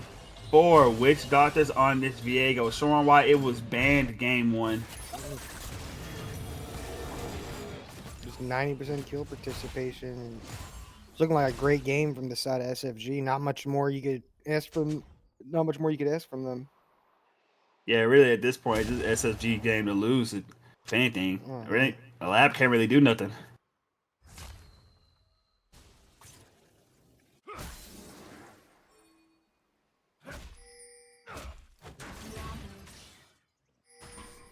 All right, Humo, wake me up when we get to game 3. No, I'm joking. I don't think it's gonna be. I wouldn't think it's gonna be much longer, but the Braum almost getting caught out. It's gonna be jumping back to the lock, but they continue to chase as now Nico does get the E. Braum ultimate's gonna come out, but it doesn't matter. Glacier Fisher is not enough to keep this team CC'd, and he's gonna get taken out. Dragon is up, keep that in mind, but also they do have this Baron power play with Orianna pushing out this bot side, and also Squitters pushing mid. I'm pretty sure this should be able to take a good amount of towers. Now they're looking for the side of the lab, trying to kill this Orianna. Wasabi's gonna be able to flash out, but the lab bit off more than can chew. It's now Witch Doctor's legendary. He's trying to get more blood. Frozen Turret, you only just delaying the inevitable. 11-0-10 on this Viego, just absolutely popping off this game. Yes, sir. Look at this Malphite. Man's not caring. As Unstoppable Force is gonna find Diablo. Diablo's gonna be forced to flash out, but it's not gonna be enough as Diablo got flashed on by the Viego, and they're looking to get more. Squibble's eating tower shots, and hell, Witch Doctor is too. But this bottom side of this map is not broken open. Wait, Witch And now Doctor's Psycho's trying to find a kill on red versus blue. And look at them under the tower. Just they look helpless. You just hate to see it sometimes. Look at this. Owl does have the Empower Q, so he should be able to stay alive a little bit longer. Nope, not alive. Viego's going to take him out as the Witch Doctor is legendary. 13-0-10 on this Viego as he is going crazy. Currently, another reset. He is trying to get more blood as he's going to finish off the Braum. Can he look for a pentakill here as Frozen turns like he's next on the menu? Will he die? It's going to be an unstoppable force. Yep, the rock came and, just... said not today. Right. Well, game 2 goes over to StormForge as now we're going to have a minimal games of 4 tonight as we are getting pushed to a 1-1 as StormForge dominating in this game 2. 15-0 and 11, and it was just like, I feel like every time he got a kill, he was kind of just nerfing himself. He has so much gold on him, and but just great game from the side of SFG. Couldn't really ask for more from them, and we'll have to see what it looks like in game 3. But they got to feel pretty confident coming on after that one. There's definitely got to be another change, and got to be a change in bans. But this time for the side of the lab, I mean, you banned Viego in the second rotation. It bans the game 1, but game 2 you look to do the same thing. But they picked Viego in the first rotation, and within the first 3 picks. So, who? But who they gonna let out though? That's the real question. Yeah, I don't know, because I don't know if they can let this Viego through anymore. Like, they definitely saw it was a problem, but them picking it in the first phase, maybe they just weren't expecting that. So I think we will see maybe at least one of them go through and just banning the Viego, unless they think they have a counter to it or a good matchup or team comp into it or something. Because if this Viego is just obviously a problem this game. Well, ladies and gentlemen, you see the damage numbers. You see this Viego was going crazy. Only one person to make it over 10k damage. That was Owl on this Vladimir. But everybody else in the lab just got stomped. I mean, the whole team got stomped, but good gracious. Mm-hmm. This Viego ran wild like it was Hulkamania, brother. Yeah. I just felt like I just watched Randy Savage sniffing cocaine on the rift, just going, oh yeah, elbow drops everywhere. Yeah.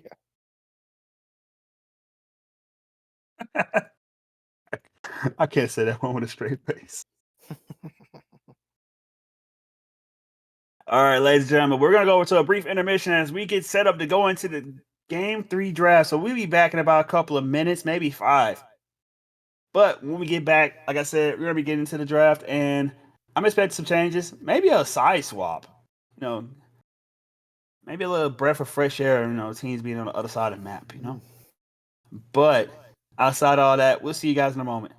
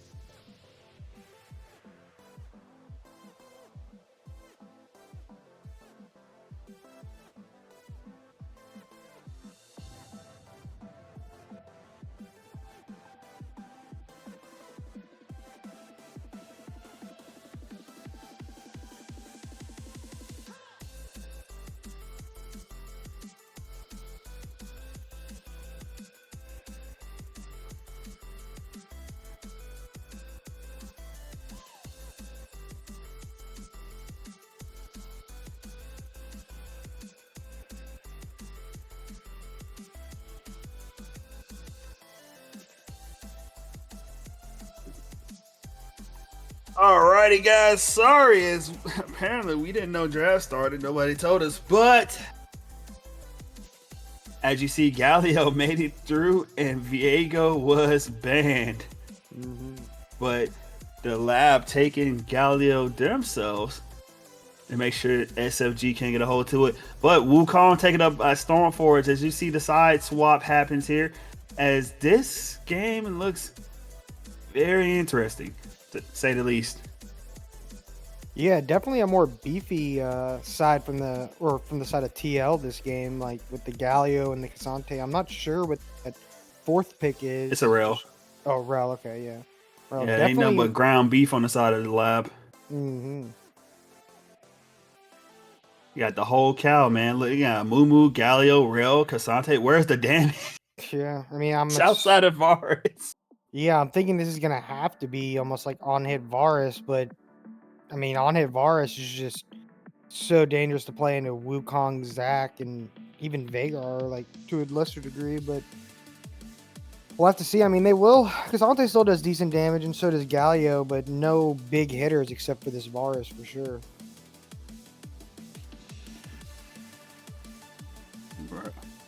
Bruh. I'm like real curious right now. I need to know what's the plan of attack here. Like I really would like to be a mouse on the wall for this team comp here. Because if RS dies, y'all kind of almost lose the team fight. But then again, for the side of StormForge, they do have Zac, they have the Wukong, they have Senna Soraka again in the bot lane, keep themselves alive. And just,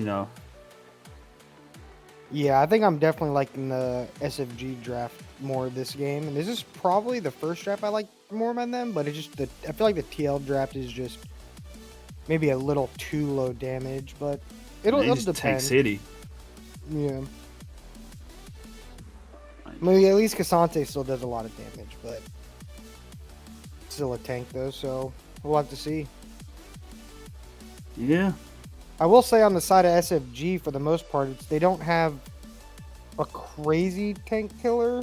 I mean, they do have a lot of damage in general, but no real someone to like shred through tanks, and TL is just gonna hit him with 4 tanks. So I mean, keep in mind, Wukong does have the armor shred on this. Yeah, kid. he does have the armor shred for sure. He has the armor shred. I mean, well, Veigar, I think we can all we all understand it, with Veigar, how his kit works.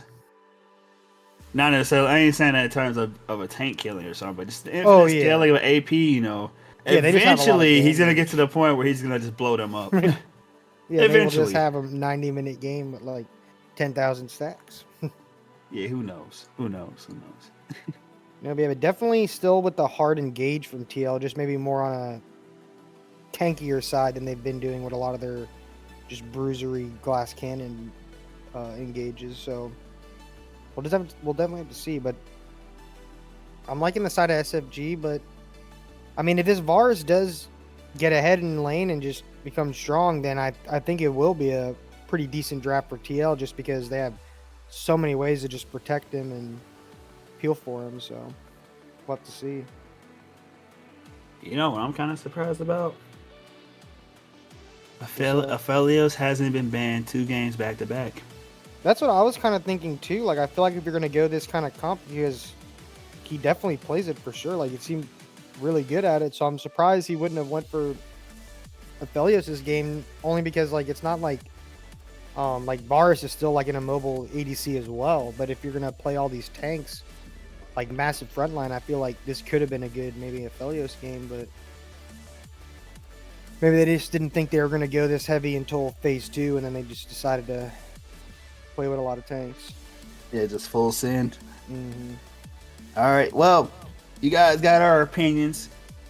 We're going to tell us yours in the chat, and while you guys are doing that, we're going to throw it over to a brief intermission, because again, we have the spectator delay, and when we come back, we'll be on the riff for Game 3 of StormForge Gaming versus the Lab for the semifinals of the Emerald League Murky Sports Academy League. See you guys in a moment.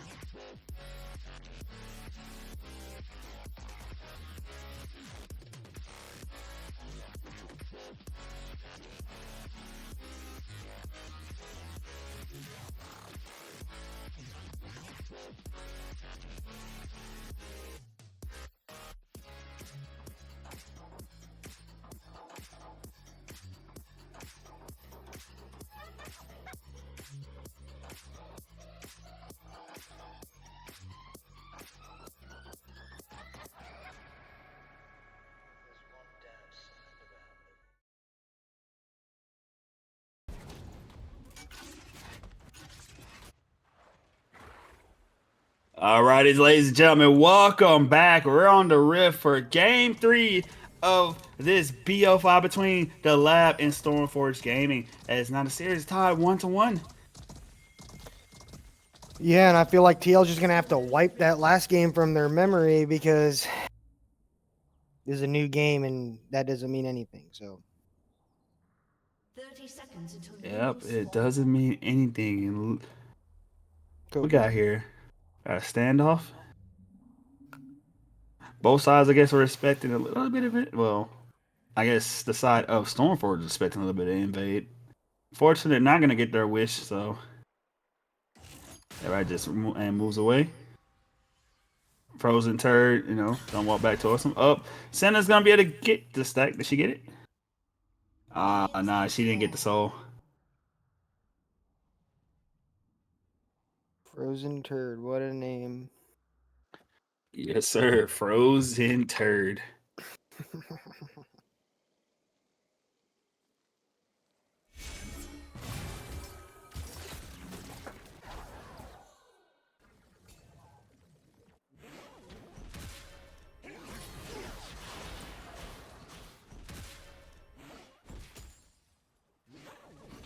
Oh, it is? Yeah, so. Alright, well, not really much going on. I mean, we already got Frozen Turd by half HP, just taking in the face first of Agar Qs. Bot lane is not as crazy as it was before, but wait till level 2 to see if there's gonna be that poke heavy bot lane that we saw last game coming outside of Psychos and Hacks. As we look to see who's gonna get the level 2 advantage, and it's gonna be Red versus Blue and Diablo Fox. As now Hacks and Psycho is gonna be forced to back off. Yeah, a little more just calm early game compared to the last couple games. There is fighting in the top, but a lot of sustain from the Zac top, so.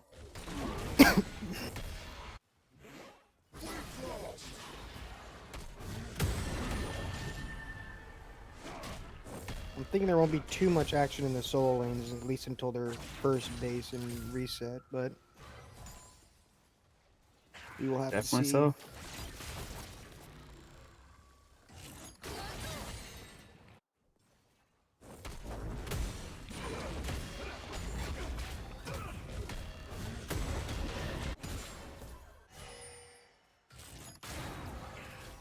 But definitely a calmer start to this game. Maybe both teams are just settling into the series and just trying to just get to the mid game with like a relatively even and just play their comp strengths. But at least for the bot lane, it's been a lot more stable in a sense. But we see Wukong heading top. All right, but look at this top side. Is now Owl is pretty low, but Squitters is gonna be the one to blow the flash. Is now no one's gonna die, but health bars are pretty low. I feel like maybe since he had. Oh boy, here comes the rail as Flash comes out from Psychos along with the cleanse. No death in the bot side, but almost was the case. As they engage from Frozen Turd, getting this damage down, but Wasabi just able to get more damage down the back end. And now more chaos happening in this bottom side. And now we're back to the mid lane as the re-engage from Turd. But Witch Doctors, we be able to find a kill as Turd will not die. It was only one hit away. Oh no! Here comes the mummy, and first blood would go over to Lock. Wasabi is bitten off more than he can chew. Double kill over to the Moo as Lock is now getting and sitting fat on some gold. Man, that was a great biscuit pop there. I think that's what it was. I don't think it was a level up. I think he popped biscuit for the Galio to get all that health back. But yeah, great counter gank from the Amumu getting the double kill. And this has been the story of both games, I feel like. It's just like whichever jungler just gets that first gank and gets ahead just kind of takes over the game to a degree. But we'll have to see this one. And I'm surprised the Zac, I don't know, but I feel like if the Zac maybe stayed in there and wasn't worried about flashing out and popping passive, they might have been able to kill him there if they kept hitting him, but not sure on that one 100%. Well, all those we had fights in 3 different lanes. Mm-hmm.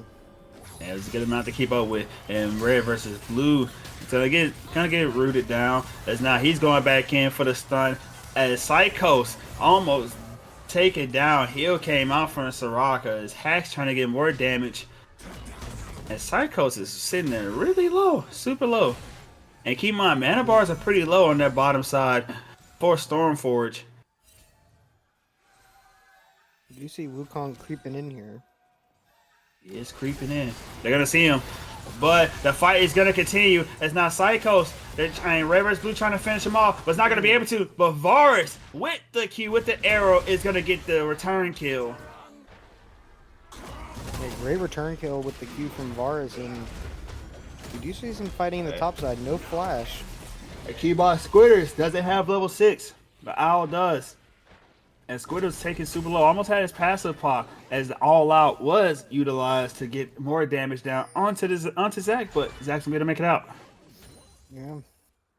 So he forced it back though, but yeah, does have TP. But Mumu is looking to start on these Void Grubs. I'm going to say mid lane as usual, just kind of trading farm, trading a little bit, but for the most part, they're just clearing waves. And yeah, I think this is looking great for this side of the lab. This game just completely wiped last game from their memory, came into this one, whole different comp, just great ganking or counter gank from the Amumu to get 2 kills, and they will get their Void Grubs. I mean, has to have great wave clear or jungle clear with the Bomby Cinder and the AP item. I forgot. I don't know the name of that one. Oh, the Faded Ashes. Faded Ashes, yep. Yeah. All right. Well, Mumu almost 20 CS ahead of Witch Doctors on this Wukong. Witch Doctors with a really dominant performance in this game too. But in the game 3 now, can he replicate that performance? He's already starting out behind. He already 1 death in. Tempo is behind the Mumu. Like, we're gonna see if we can get back into this. Yeah, and kind of as I was saying earlier, it's just like it seemed like both games, whichever jungler got a little lead on the other one, whether it was like big or small, they kind of just exploded the game off that. So we'll have to see if Wukong can make a slight comeback and still be relevant in this game. It's still early on, so.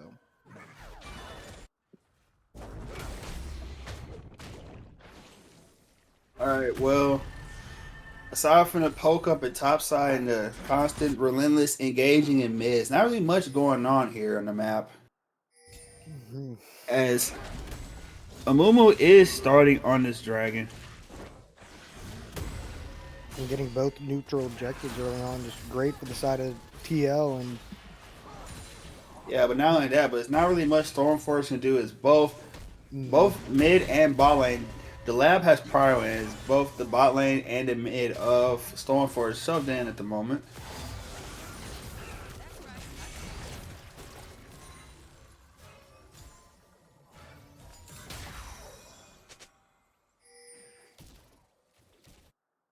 yeah, definitely a much calmer game so far. Just getting both neutral objectives and a slight gold lead, or I mean, 1.5k at 8 minutes, just decently sized lead, and we'll have to see where this Amumu is going to be looking next. Wukong heading up towards top side.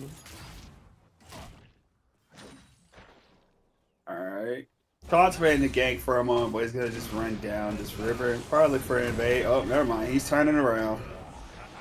Here comes the Wukong, and it's game time. Cyclone is utilized, but All Out is gonna bring Witch Doctor to the tower. Galileo made sure he joined in the fight with his ultimate to help out and get through what's going on. And this looks like Squibbers. Squitters, sorry, you're gonna be popping that pass up, my friend. And there it is. Should be another kill over to the side of the lab. This question is who they're gonna get a kill to, and it's gonna be the Galileo. Yeah, and I'm wondering if they were looking for that because they did see Wukong walk over that blue ward in the tri-bush. So good bait from the side of TL, and he's going out to a great early game from them. 5 kills to 1, just everything they want right now.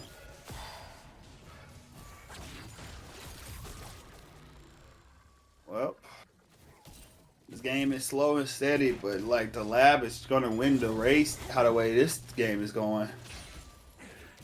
Yeah, I mean 2.5k at 10 minutes, definitely nothing to scoff at, and kills pretty evenly distributed. And I feel like if these tanks do get pretty far ahead as they are now, it's like this mid game is going to be really tough before Vygar is able to stack and Wukong is able to really get much damage. All right, well, another fight down bot as the center was, oh my goodness, she was forced to blow the cleanse, but Diablo Fox with the empowered Q just destroyed the Psychos. Yeah. Look at this now. It's like this is going to be the on hit Varus and good cancel on Zaki. Man, Owl is not caring. He's just fighting all in the wave just because he knows that he can. And now here comes the engage from the Galileos. Rel is nearby, but the cage is already up, so she's not going to be able to get any crash down onto the Vagar. And Hollow Radiance completed, so great wave clear from the Galio at this point, and just pretty much perma pressure mid for this Galio. Being able to roam for jungle invades and topside is really impacting the map pressure at this point. Definitely so. And now could be possibly looking for a dive after Locke gets down at this camp. Ooh. Keep in mind, Zach has no. Oh, All Out comes out. But Zach said Squidward's determined if he had to make it out.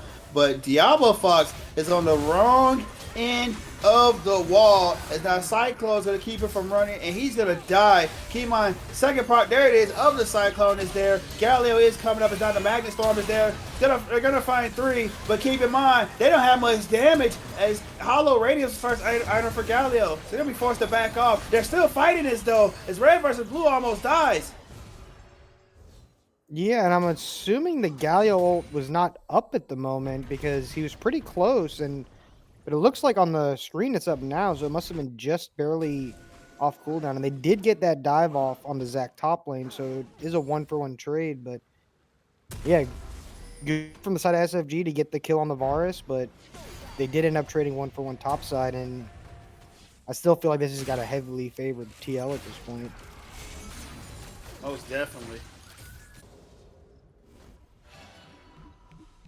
Yeah, I mean, you look at everyone on TL except the support has their first completed item with some components, and only Wukong on the side of SFG has completed the Triforce, as Rod of Ages is completed for Vygar base, but still needing those first items to be able to be pretty strong in these fights.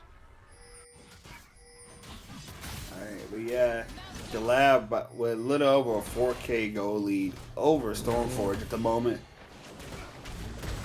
I mean, like I said, it's slow and steady, but they're just slow and steady just running away with this. Now we got another fight in the top sides. Owl just doing what he wants, just walking all over Squitters. Yeah, I mean, even with full armor, just absolutely destroying that Zac, canceling all his E's with the charged up Q, and yeah, this is just gonna be plates and plates for the side of for the Cassante at this point. Yeah, you gotta love Cassante, right? Yeah, got to. It's another plate over to the Cassante. More gold in his pockets, so I mean, he just keeps harassing Squitters on this Zac so much. Yeah, I mean, they had to turn the Ornn meme of tank assassin bruiser and to make it a real champion. Alright, well, Witch Doctor is coming up top. We looking to try to fight, but Galio is around. We're going to have a redo of what happened last go round, possibly. But Wukong's going to get out of there. There should be no more fighting for the moment, as both sides just be able to walk away.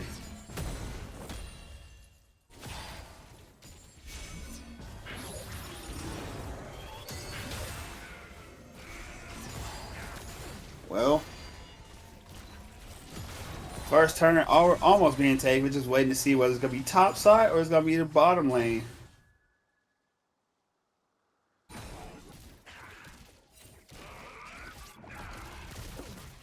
Oh yeah, I mean, looking right now, I mean, they're just having pressure in all lanes pretty much, which makes it so easy for this Amumu to just go around and kind of do as he pleases. And might be looking maybe to get a reset here bot lane, reset out, and then I feel like they're gonna play for both these tier 1 turrets on the solo or on the side lanes. Zach did recall, but has TP, so should be able to come back and defend it for a little bit. But yeah, I mean, just as you said, almost a 5K gold lead at 15 minutes, and TL kind of just playing to their comp, and just I feel like they're gonna have a really strong mid game with all these tanks. Well, it's now Witch Doctor's halfway through, a little over halfway done with taking this Rift Arrow, but it's gonna be spotted. It's now Diablo Fox and company are gonna come through and finish and kill Wasabi. But now Witch Doctor's by himself. He does have the clone though, so he can get over the wall. There it is. He's gonna be out of there scot free. Unfortunately for his mid lane, it can't say the same. Don't have to spend Cyclone as Cassante walks into the tri-bush with them. And now mid lane, Diablo Fox is getting more damage down his mid tower. It's now all 3 tier 1 towers for the side of StormForge are taken very low. But first blood of for the turrets is going to be in mid and make a Galio falling. Oh, correction. It was Galio bot, then mid. Yeah, because it looked like it was mid because he got 600 gold from it, but it must have been because it was I'm tripping. No, sorry, I misread that. It was mid. It was mid. I said it right the first time.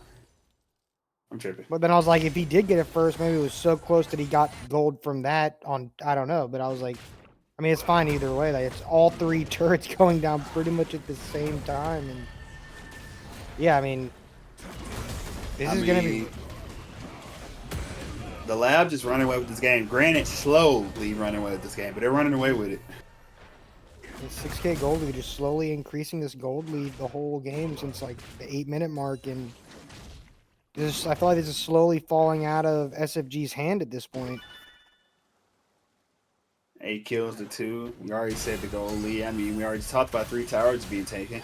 It's now 3v2 and red versus blue in a precarious position, but gonna be able to make it out because SFG doesn't have the damage. Now more people are joining the fray. Owl is there. Here comes the Gallia ultimate. As now fighting is just on the left side and on the right. People are just finding themselves in a dangerous area, and now looks like Wasabi is going to die. Frontline Vagar, I guess, but Locke's gonna finish off Zac. And now 2 dead on the side of StormForge man, the lab, they're just doing what they want, man. There's no other way to put this. So I don't know if that's so much frontline Vega or Cassante dashing 20 times, but either way, he takes him down. And it's just like once these tanks get, you know, decently far ahead or even just complete their first item or 2, it's just these carries, especially like Vigar at this point, just doesn't have enough stacks and enough sustained damage, and you're not going to burst these tanks out. And it's just, this fight's really hard. It's like the TL can just go in and kind of do whatever they want and just take no damage from it. And speaking of damage being done, Witch Doctor is going to die again. And now it's looking like Hack's going to join him. Man, we thought game 2 was built to ash. I guess this one is following suit, except StormForge on the other end. They're receiving it. Hey, man, look, bro. What's our counter at? Do we have a counter again? Because look at these tower shots being Right. ate by the side of the lab. They're just not going to care. They're just going to keep rotating who gets aggro, and they're going to kill Zach again. But this time under the tower. I was like, that turret was charging up. I was like, I feel like if Rel didn't proc Aftershock there, that might have been a little different. But definitely taking a lot of turrets, but they do get the Zac killed, and they're just going to take this Drake and just be on Ocean Soul Point. Yep.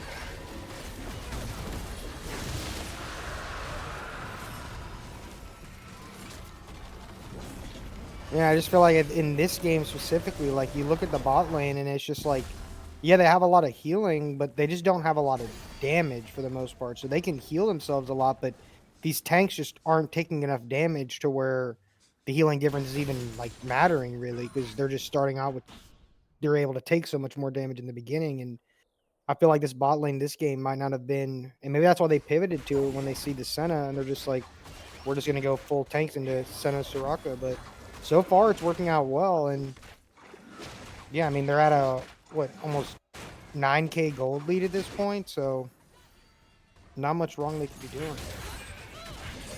Yeah, man, this game is just real rough. Magnet Storm not being utilized as Sight Coast is going to die. Galio coming in is now another one's going to find the graveyard as Wukong is dead. Both the jungler and the 80 carry are gone, and now Baron is on the minds of the lab as they're making their way up the river. Yeah, just 20-minute Baron, like no reason not to start this. They're going to do it pretty fast with this on-hit Varus, so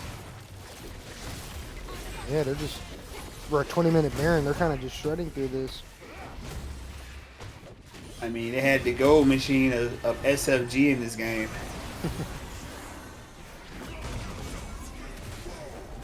Now just bullying them off the rafters.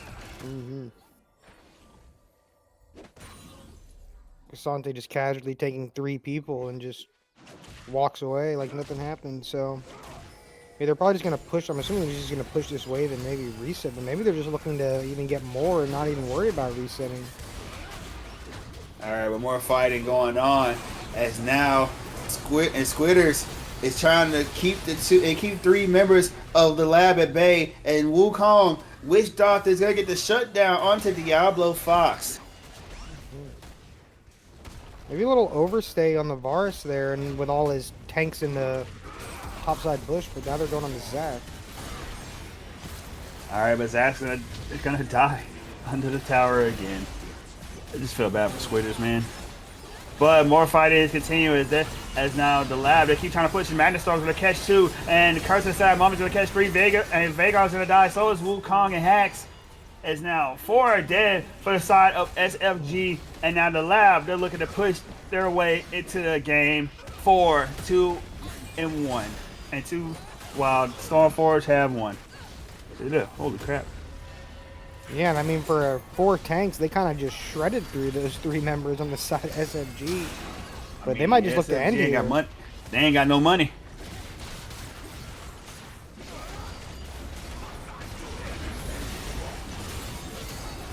All right, what is going to be the end of game 4? Not game 4, sorry, game 3 with the lab taking this. It seems like, game 1 was competitive, game 2 was the lab getting ran over, then game 3 is SFG getting ran over. I mean, man. Yeah, I'd say it's like a back and forth series, but it's, I mean, it is, but it's back and forth and just them just taking turns beating on each other. I was expecting more. Yeah, so I mean, I don't know, like looking at these games, I think a lot of this is just, once one of the junglers just gets a slight lead, they kind of seem to just kind of take over the game and what they want to do. And great game from the side of TL, so we'll have to see what they come back with game 4 and see if they can close out the series.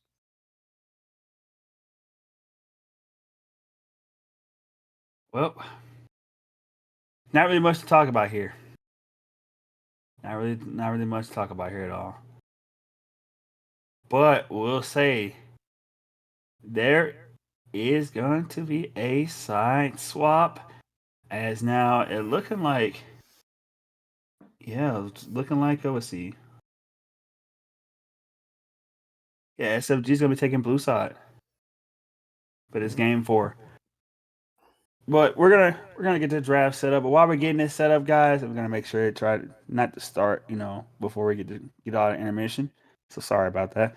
But once we get this game for draft set up, we're gonna get off the intermission so we get the show on the road because we gotta see, this is gonna be a 3-1 or we're gonna be pushing this to a silver scrapes possibly. Mm. But enjoy the little break we have as we go push over the intermission. We'll see you guys in a bit. It's the highest rate of radiation on this tiny, pitiful rock. And the fact that never to leave. When your hair starts to fall out, the aging falls in. It's a secret within. I'll never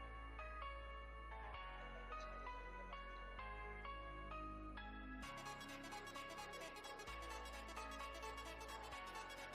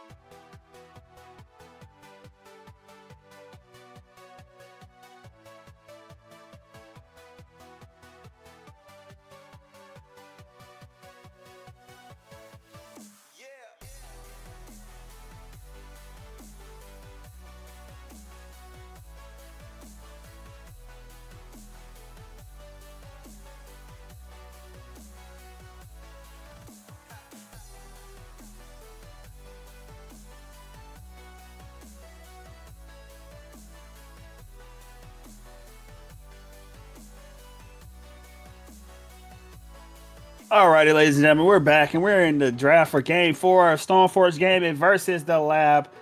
And like I said before, we went to the intermission. StormForge is often take this blue side for this Game 4 side that they were successful on. But we got the bans coming out. As Victor is going to be banned by SFG. And Viego immediately as the response coming out of the Lab.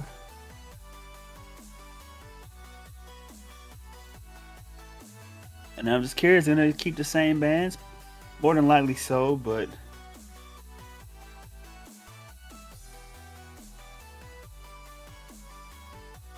See why Galio hasn't banned all the games except for the last one. I see why he was out.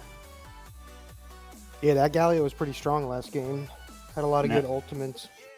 Now Varys being taken off the board.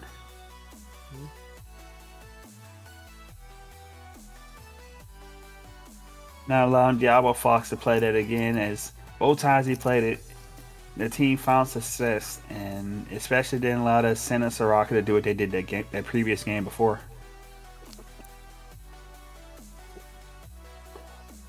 Yeah, definitely going to be seeing a little bit different of a draft. So we'll have to see maybe if they want to go back to the Ash or maybe just take up something new completely, and they're going to end it with banning Hwei. We're still keeping the drinks ban.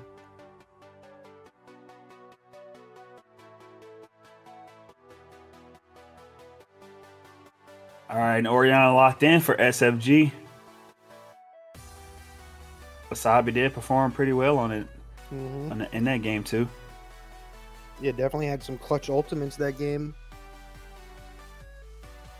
We'll see if they want to go. All right, they want to go back to the Nocturne maybe, or stick with that Amumu.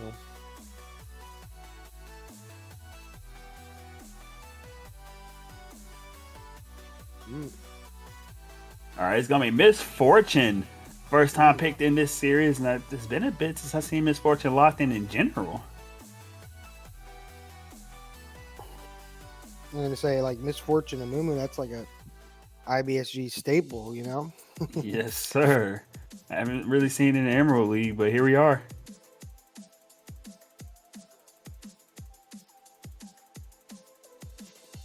Go with Braum. Always a solid support having Braum. Yes, sir. Gonna be Braum and the Wukong rounding out this first rotation of picks for SFG. Before we get to the next set of bans, we're gonna see what TL is gonna opt to get in this R3 pick. As we got 15 seconds left.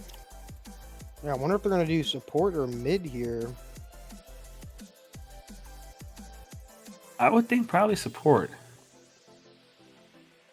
Unless they really wanted that Silas matchup into Oriana, then. But yeah, I think support's. Yep, there it is, overall. the rail. Yeah, because if you just hold off on Red's pick, they're just gonna ban away the Rakan, ban away the rail, and just restrict that engage that bot lane has to be able to not let that Misfortune lane do what it wants to do. Yeah, I mean, get a lot of damage now after fights, and I'm sorry.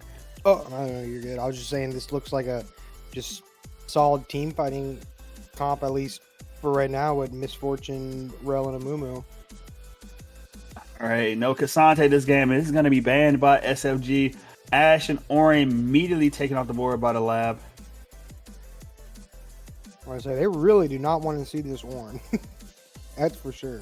Yeah, weak side king. Silas being banned by SFG.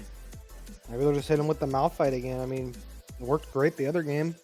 I mean, I will say though, Silas does make sense to ban. I mean, you got Wukong there, you got Oriana with the Shockwave. I mean, Glacier Fizzer is still useful for its terms of like that crowd control. And there is the Malphite punishing the Silas ban, but Mordekaiser in response will be nice.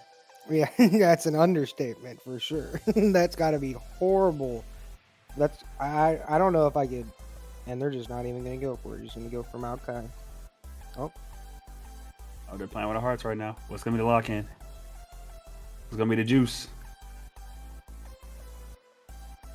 It's gonna be Wise Mystical Tree coming out.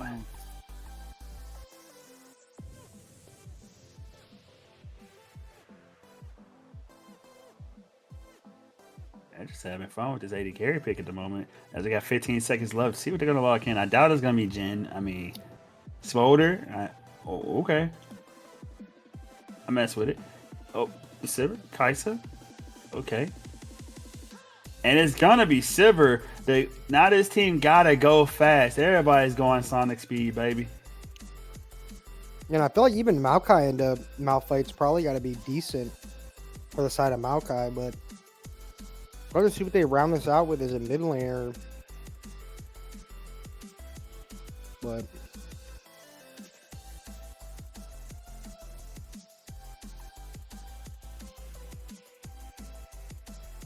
is that going to be a Malphite mid? It might be. I mean, Nemesis just posted a video of that today. Maybe he's just been peeping the YouTube, you know? I don't know, but Yeah, my fight may have been a thing for a while though. I'm not. Well, there you go then. I didn't know that. I've never seen that once except for today. I mean, not like it's a popular thing. Just like it's been like always somebody in a pocket type thing for some people. But it's mainly like a solo queue thing in a pocket. You don't really ever see this really competitive. So Yeah. looking forward to it. Yeah, I mean, TL always got to do something to just like bring chaos in the draft, you know? At this point. We'll have to see.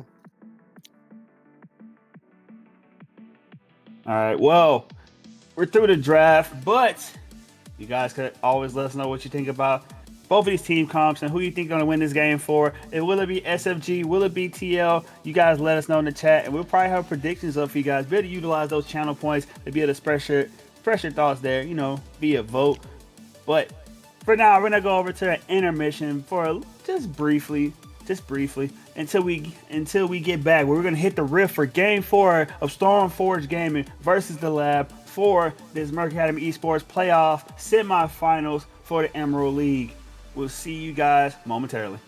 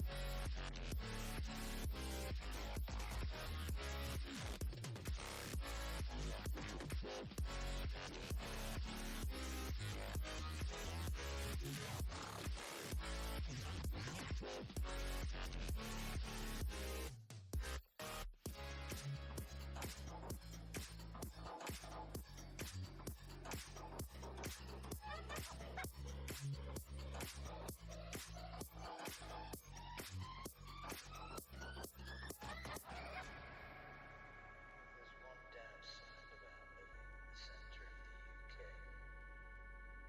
It's the highest rate of radiation on this tiny, pitiful rock. And the fact they never tell you that when your hair starts to fall out, the Asian boys know bits of steel within. I'll never tell you that in the back door.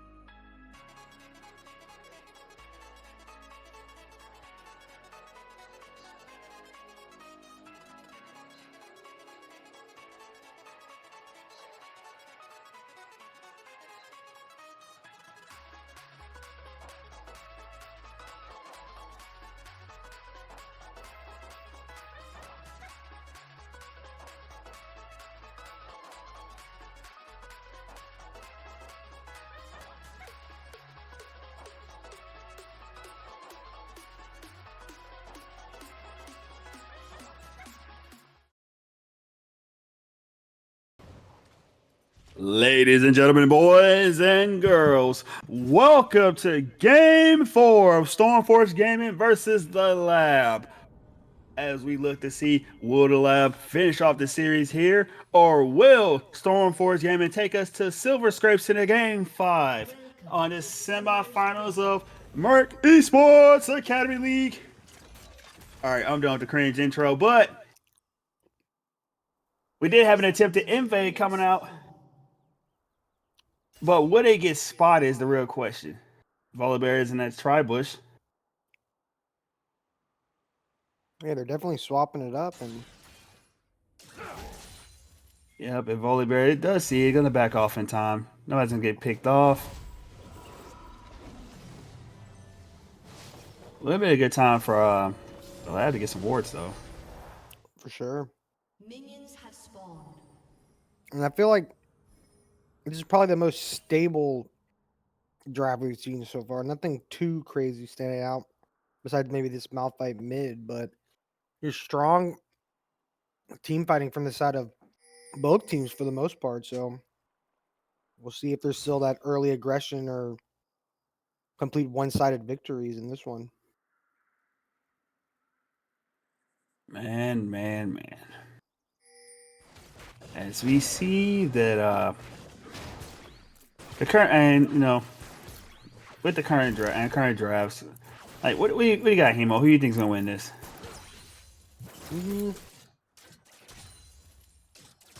I don't know. I think I'm going to give it to the side of SFG. I kind of like their team comp a little more. All right, so that means the Lab's winning this game. Okay. Every time we say we like like one team's comp more, the other team wins. All right, so expect this to be a 3-1, boys. Going to the Lab. No, I'm joking. How do you feel about the team comp? Do you like one side more than the other, or are they pretty equal to you? But yeah, I just feel like it can go either way. I mean, think about it like this. Even though you have the Cyclone out of Wukong, you do have the Command Shockwave. I mean, you have also the ultimate, coming out from the Maokai, the Nature's Grasp. You gotta think about it. You got an AP Malphite just ulting at your face. I mean, it's borderline almost insta kill for anybody he touches, unless it's Sivir with a spell shield. Yeah, for sure. But here we go, Maokai going in, getting some damage down. Twitter's gonna knock Al out of it. I know a little thunderstorm there. Still, about half HP, but holding his own for the moment.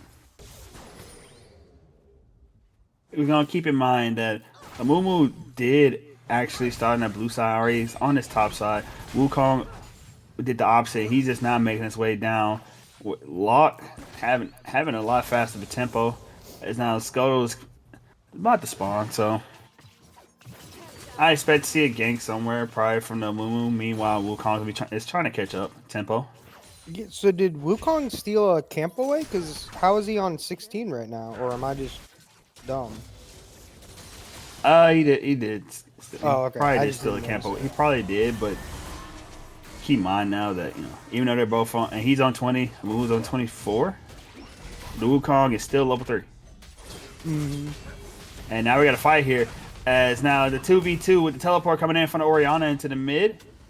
So the force Locke and turret to back off. Did burn the flash. Definitely going to be really impactful once this Malphite hits 6. Most definitely. It's now Locke and red versus blue on the river. And now we're going to have a nice 3v3. First blood goes over to the rail, killing the Wukong. And now this fight is continuing as Wasabi and Hash trying to get out of the fight. But not going to make it out. Frozen Turtle is going to find herself a kill. Great flash from the Rel. And yeah, I just don't know why they'd be looking to take this fight, really. Especially with Wukong only being level 3. Remember I told you, man. You say you like StormForge and StormForge's Yeah. comp more? Here we go.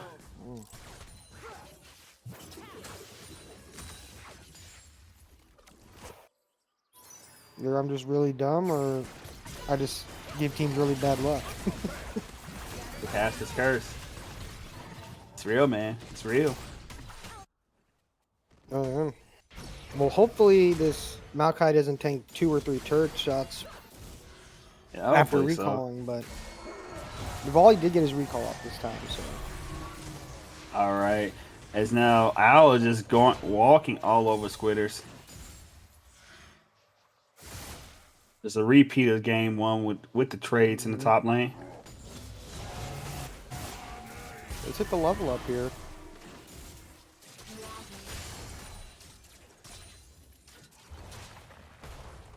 Keep in mind this mid lane, Malphite does have the CS lead, which is very surprising when you have a champion and Orianna could poke him out. But then again, the shield is a thing, and Malphite does also already have a blasting wand. Yeah, From that kill he got earlier.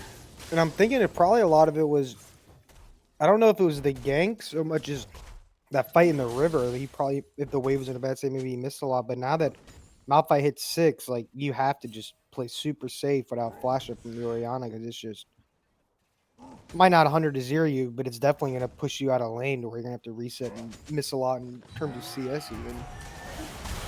Most definitely. Both top laners now level 6, so that Stormbringer is available in case Owl just wants to go all in on Squitters. Seeing good trades from the side of Maokai though. Most definitely made him walk into the good old sapling in the bush, taking extra damage. But a Mumu, oh, what in the hell is this? Locke, you're trolling. Yeah, I don't know about that one. That just looks like, I don't know, but that was a little questionable. I mean, I guess someone's gonna have to die to the turret. So. All right, so remember how game 1, how the way So never mind. Forget the talk as we look mid now. Wasabi got engaged on with Unstoppable Force. Take it to about a little over a quarter HP. Gonna be able to walk out of it, but does not have teleport up. So this Malphite gonna be Malphite is gonna be looking to hard shove this lane.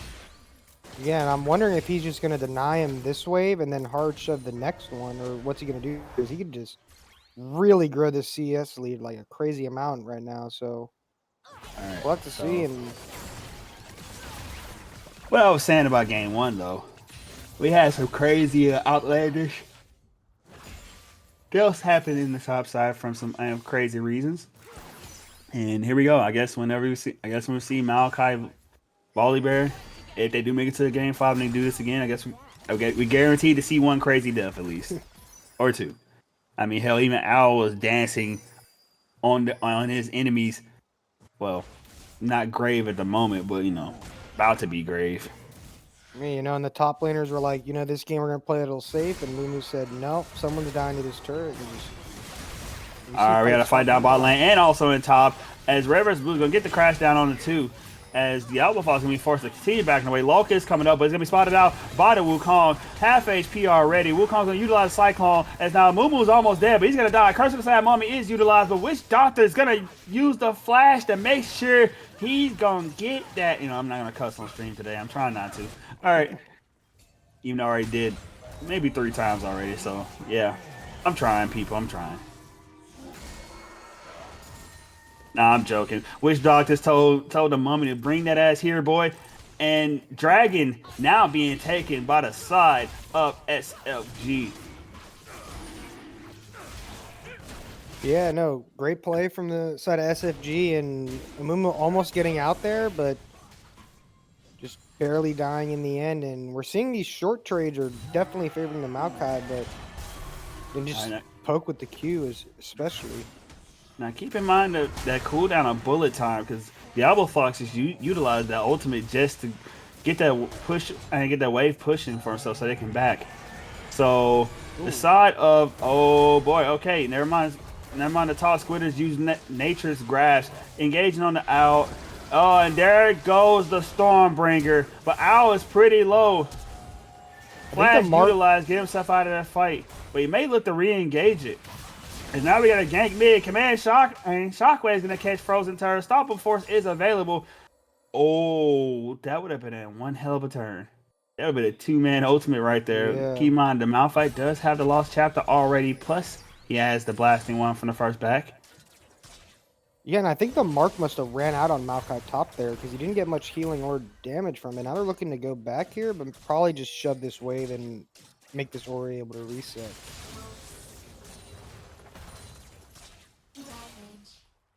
Yeah, somehow every game there's a Malphite, they're just up 25-30 CS at 10 minutes. I don't know how it's been how it happened both games, but definitely good for the Malphite. I mean, he's probably gonna have his completed oh, now this item's slipping my mind. Malignance. So Yep. And keep in mind, Locke and Red versus Blue is looking for Wasabi. They were on the hunt. But Squidder's now made his way down, helping clear some of the wave. As now Wukong's will be looking in the back. I wonder how much gold. Let's check out the gold graph real quick. As Witch Doctors is sitting, they got about 1.7k in his pocket at the moment. I mean, Not Oriana, yeah, Wasabi's gonna need it back in the moment. He's got 1100 gold in his pocket too. I mean, it's some buys that could be made here. All right, but now we look like we're going to have a fight for these Void Grubs as 4 already claimed by the side of the lab. And now the ultimates out the ultimate being utilized. And Wukong is going to be the first to fall. Low HP bars left and right. Frozen Turn not going to die. Unstoppable Force was used before he goes. But StormForge is taking over this fight. 3 dead on the side of the lab. We only traded 2. a triple kill over to the Maokai. Like, this Maokai is going to get unkillable, it seems like. But, yeah, great fight from the side of SFG and good fight overall. But, yeah, getting the grubs and getting, I mean, triple kill on Maokai isn't maybe exactly what you want. But this Maokai is going to get very tanky very fast. Yes, sir. Talking about very tanky. Keep in mind, look at that tier already. 234 stacks. And Spirit Vicious already done. And you got to think this game, they really, I feel like, aren't gonna. I feel like they're really gonna have a hard time with this Maokai. Like they're not gonna have any way to really kill this tank. Maybe outside of like I don't even know if a Mumu with Leanders is really gonna do much. So yeah, and keep in mind when I said what those items, that was before he backed. He was back with about 2k gold almost. So now Merc Tread's completed, along with a Ruby Crystal to boot. So it's gonna be a hard time for Volleyball to trade. This ain't like game 1, and nowhere near in this top side. No, for sure. This is definitely a lot. This is just a closer game. This is probably the closest game that we've had all series so far, and definitely more back and forth. But like having all your gold on the Maokai isn't really exactly what you want, but still good for the side of SFG. Yeah. Better to have the gold on somebody at least than not have it at all. But big item buys, Malignus on the Malphite is completed. Oh, good Q out of Squitters, keeping Owl from getting the shield. Yeah, and I feel like as long as Maokai can deny him getting multiple hits with the W from Volibear, then this is just going to be like impossible for Volibear to do anything at this point. I mean, the cooldown on that Q is just so low at this point. Definitely so. Definitely so. Farm is not too far apart in the top side. Wukong still down about a little under 20 CS. As we see, people are looking around this mid. As Shockwave does come out, Flash has to be forced out from Frozen Turret. He still does have the unstoppable force, but Dragon is up. But he can back. He does have teleport coming back, so they can't look to still contest the Dragon. As now SFG just suspended 2 big ultimates to try to kill him. Yeah, and I guess he's holding on to the ult to potentially TP back and look for something here. Oh, there's a crash down. And Malphite TP is in that boss side. Pay attention to the bottom. As now, here comes the unstoppable force. Catches one. Flash Studs comes out. It's bullet time. It's going to do massive amount of damage only to one person. His Owl is down there now. Nature Grabs is coming, but it's not going to reach anyone. As we are at a 1-for-1. And Drag still look to be for the side of SFG. Yeah, the Maokai or the Malphite ult getting flashed there and only connecting with the Braum just really, I feel like, limited what they were able to do after that. But they did trade 1-for-1, and now the Dragon is going over to the side of SFG, and they're going to have 2 Dragons at this point. I feel like it's looking good for them.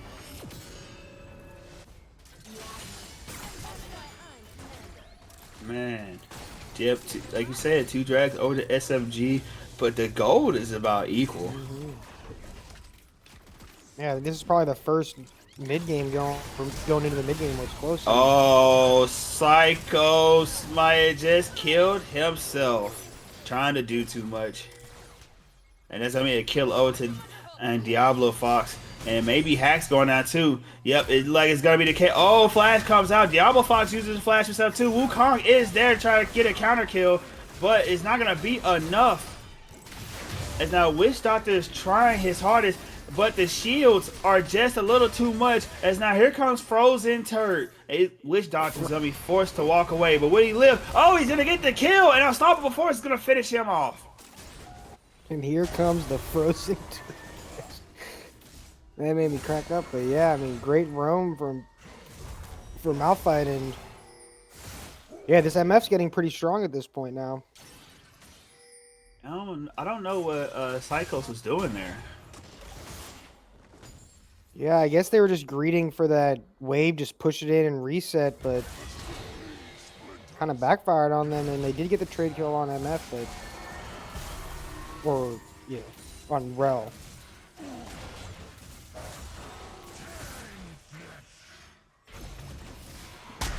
Alright, but Squidder's doing a good amount of damage to this, and to this Volibear.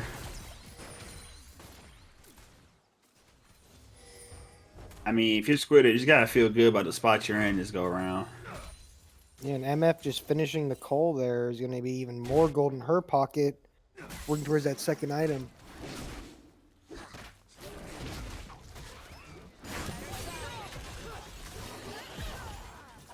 Alright, Red versus Blue was looking for an engage, but kind of missed everything.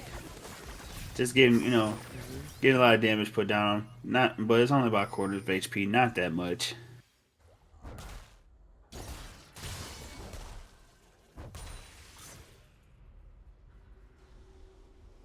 Now we're kind of in a lull moment for a bit. No major objectives on the map and not spawning anytime soon for the moment. Yeah, completed Thimblewinter for Maokai. This Maokai is going to be hard to deal with if he's able to get into these fights, but we'll have to see if the explosive engage from Malphite and MF Volt and Amumu can just end fights before he's able to do anything.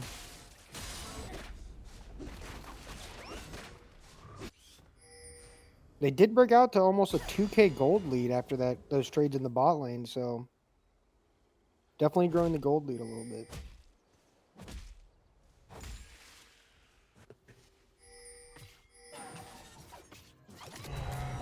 All right, well, that top lane tier 1 tower is almost down. Owls is trying to fight Squitters.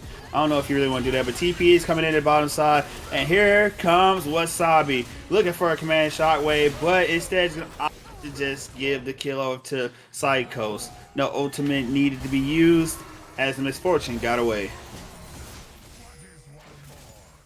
I feel like this is truly now 2 wet noodles hitting each other top lane. Oh, they were looking for a dive.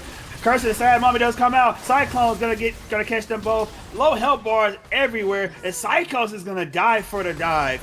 And now Frozen Turd is gonna go for the unstoppable force, but Wasabi is gonna be able to make it out.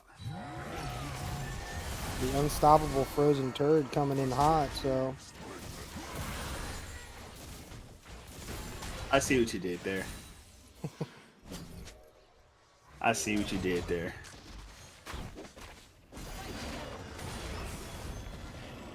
Alright, but Dragon is coming up in about 41 seconds. So I'm expecting both teams go and get their buys, try to get vision control. Rail is still there by herself as the rest of the squad of SFG did reset, so no one's there to oppose her currently for the moment. Unstoppable Force is still on cooldown, but should be back fairly soon enough, as it should be up in time for Dragon. But they don't have Curse of the Sad Mummy. Keep that in mind. Bullet time about a quarter of the way left to be done off cooldown. But every ultimate except Cyclone is available. Oh, my bad. My apologies. Glacier Fissure's not up yet, but it's about to be. You might as well say it's almost up at this point. It's about pretty much up.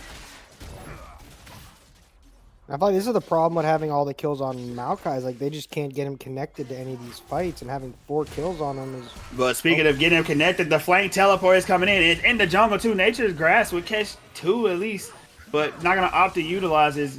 The TP is gonna allow Volibear to take a tower in the top side, but this Dragon is gonna be started by the side of SFG. Yeah, and I don't know if this is like a worthwhile trade. I feel like they kind of almost had to fight for this, but I guess they're going to wait for the actual soul to be fought for, and maybe Volibear can get this tier 2, but he does have 4 grubs, but can't see the health on it at the moment. They probably will get this tier 2. Oh, no, they definitely should. But Wukong is on the flank. They're gonna catch the rail with the Cyclone. Wasabi is going to get dove, and Wasabi's getting locked down and killed. But same can be said for real. Goodbye.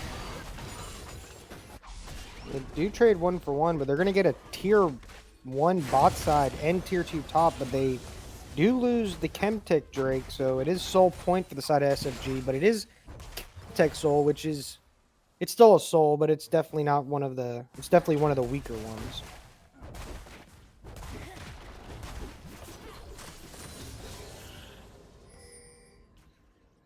Oh, keep an eye on this Sivir. She already has 2 items, and she's working on a component for the 3rd. Let's get about 3 items. It's gonna be pain for these, and when these crits start coming out in these team fights, especially playing front to back, and those boomerang blades. Like, it's gonna start hurting. Just pay attention to those items. Yeah, and I feel like a lot of it too is going to be on Braum. Like, if he can get a good place shield and just completely nullify the MF ult, that's going to be massive in these team fights. But we'll have to see if the lab can pull off their team fight combos like they've been doing so far. And I think if they get another good team fight like the ones they have, I think they could really turn this into a massive lead. It is 5K up, so it's still already pretty big at this point. Oh, definitely.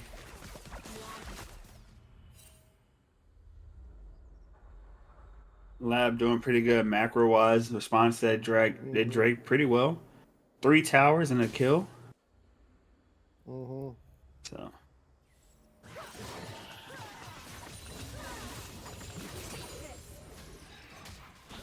No major aim. Baron is on the board, but it's like no team really interested in getting. It's just getting like major vision control. Just a little award or 2 just around the area. Just make sure nobody's starting it. Yeah, I think they're really gonna have to have a decision be made to be made when this Drake spawns. I think that's where the next big fight is gonna happen. Oh.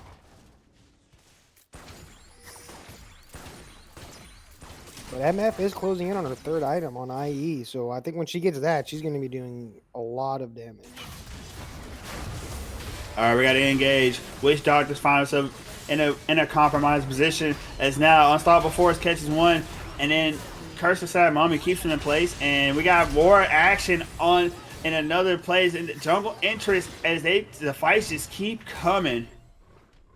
But currently, oh nope, let me shut my mouth. It's Flash from Frozen Turd is gonna make sure that Silver dies, and now Frozen Turd on a rampage. But we got more as we thought. Every time I think the fight's over, there's more to just keep taking in. All right, now the fight's over.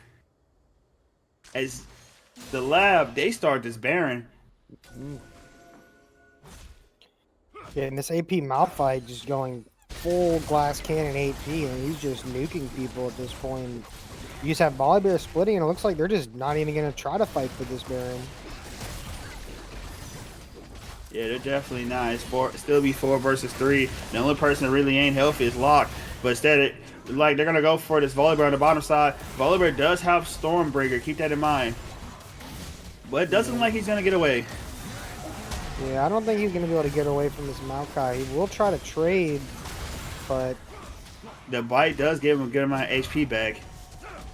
He is trying his hardest to get to Witch Doctors. The shield is there again. This man is lasting a whole lot longer in this fight than he should be. It did buy a lot of time, but... And he did get the tier 2 bot, so that's, I mean, that's 600 gold for him, and they get the Baron, so it's definitely worthwhile to trade. It's just a matter of, I think because he almost stalled his death so long, now it might be a little hard for them to fight for this Drake on spawn. He does have TP, but it's going to be like 15 seconds difference by the time it spawns and he's up. But it doesn't look like SFG is really in a position to capitalize on that.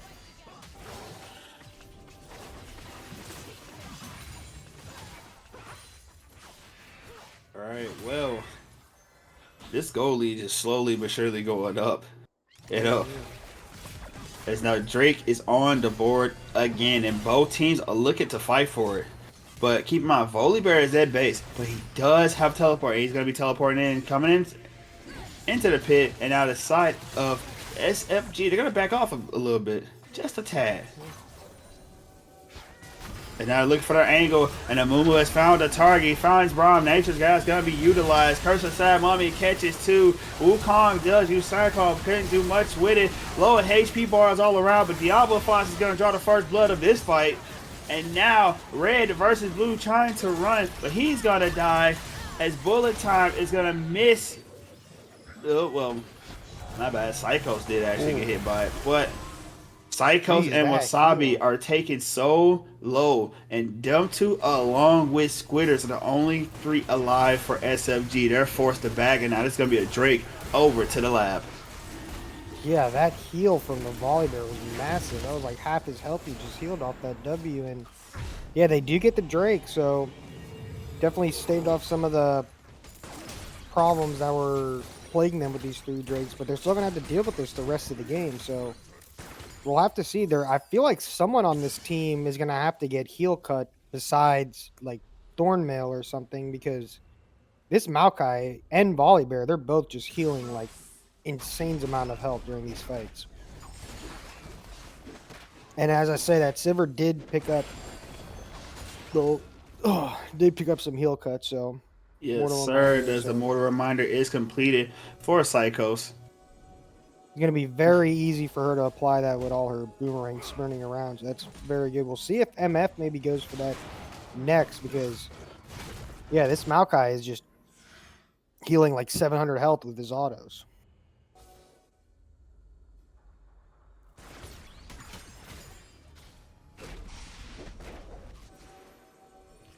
Alright, well, next major objective is going to be Baron, but that's going to be in another 2 minutes and 36 seconds. Yeah, and they not didn't much there. I'm gonna say it didn't really seem like they got much off the Baron. They basically just secured themselves a Drake, and that's pretty much it. So we'll see if they fight for this as soon as it spawns. They should at least be maybe trying to get vision in a little bit around it, and then we'll see if they're able to convert after that. But yeah, game definitely seems a lot closer, even though it's almost an 8K gold lead. So I feel like it still could be anyone's game. And we see the Maw picked up for Wukong with a lot of AP damage on the side of TL. So We might say it's anyone's game, but the lab a little under 8K in terms of this gold lead, and also the lab has been out team fighting SFG for the most part of this series. Hey, like the only time that really SFG had a chance to turn team fighting was really game 2. yeah, and we do see the heel cut picked up from the MF here, so at least they both have that, so that will definitely help them. But yeah, we'll have to see. I feel like this is all in TL's hands. Like if they can get a good engage with Amumu and Malphite, and then there you go. All right, well, Curse of Sad Mummy gonna be used to stop an engage and catch 3 with it.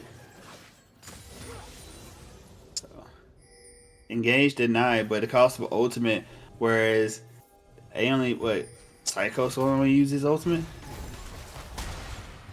So nothing too crazy. Got a little trade over top side, but oh, we got a fight in mid. Cyclone catches red versus blue. Here comes the Mummy, but keep in mind he has no ultimate, but bullet time is available, and bullet time is gonna fly. As now Wukong is gonna die. Stormbringer is gonna disable the turn. They're gonna try to finish off hacks, but they're gonna be forced to get away. As now Squitters coming in. Nature Grass does find one, and Wasabi finally gets on the board. Fight continues as now shutdown for Psychos, and this maybe the moment they need to turn this around. Is Baron is now coming up in 12 seconds, and this mid lane tower is looking real good right now for money.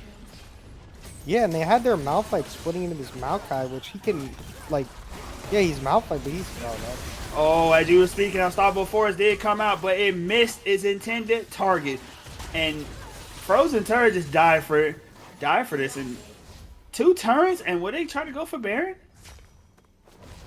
Nope, just gonna reset. I mean, I As feel now like sorry, go ahead. No, you can finish. Sorry. Well, the goal lead, which was almost 8K, is now taken down to 5, and well, a little under 6. Sorry. Yeah, and I just feel like with this mid Malphite, I feel like going full AP maybe just isn't it. Like, yeah, get Malignance, but then after that, I feel like he should be building at least some form of tanky items, maybe like Abyssal Mask and stuff like this, because, hey, he's like, you know, Malphite does a lot of damage, but he is just a glass cannon. Like you saw in the top lane, he was getting chased down by Maokai. I mean, well, we gotta hold our thoughts. Another fight comes out, and Owl is dead, man. Curse of Sad Mummy finds 3, but it's not gonna matter because the Mummy is gonna die, and bullet time does come out, but Squitters is gonna stop that dead in the dirt. It's now 2 are dead for the lab, and they're gonna trade for the silver as health bars are pretty low, and they're looking to try to turn this around, but Command Shockwave says hell no, and now Diablo Fox and Red vs. Blue on the run, but they're going to be going to a gray screen. It's now Ace for the side of SFG. Yeah, I just feel like once it gets to this like mid to late game, this Malphite just kind of like, especially with the champ he's playing against, like a Sivir, like you saw when he tried to defend that turret, he ulted in and she just spell shielded and he just died instantly. So it's like being this squishy, it's almost like a double-edged sword at this point, and there's just nothing stopping them from just completely tanking through it and then just chasing this MF down, because she's pretty much the only source of consistent damage they have at this point. And I gotta say, it's probably going to be SSF or SFG's favor right now, getting the Chemtech soul. Well, Hemo, my brother, I'm just gonna start shutting my mouth. You wanna know why? Why is that? Remember how before SFG decided they wanted to turn fights around and start winning them? I was quite literally saying, hey, the lab has been out team fighting them for the most part of this series. Yeah. And then here we are. Yeah, and I'll say you did say everything we've been saying has been going opposite so far, so Yeah, the Castus curse is real tonight, and I'm pretty sure I'm giving a fan base a heart attack. But here we go, another fight, and looking like SFG is just running away with this. yeah, and that might just be game here. I think they're just gonna push down mid and try to end with MF down. I just don't see how they can defend this. I know you definitely can't. It's not inhibitor turns already down. Inhibitor about half HP is now it's gone. And keep in mind, bot lane for the lab is dead.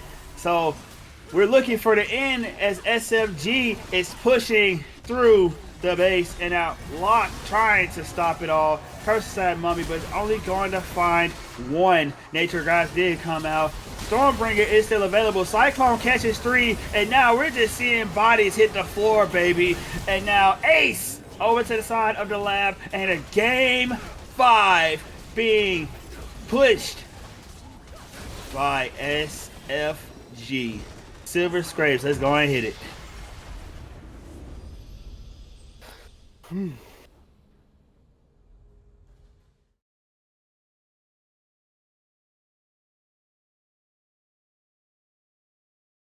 Well, that was a game. Yeah. That one was a back and forth, but I mean,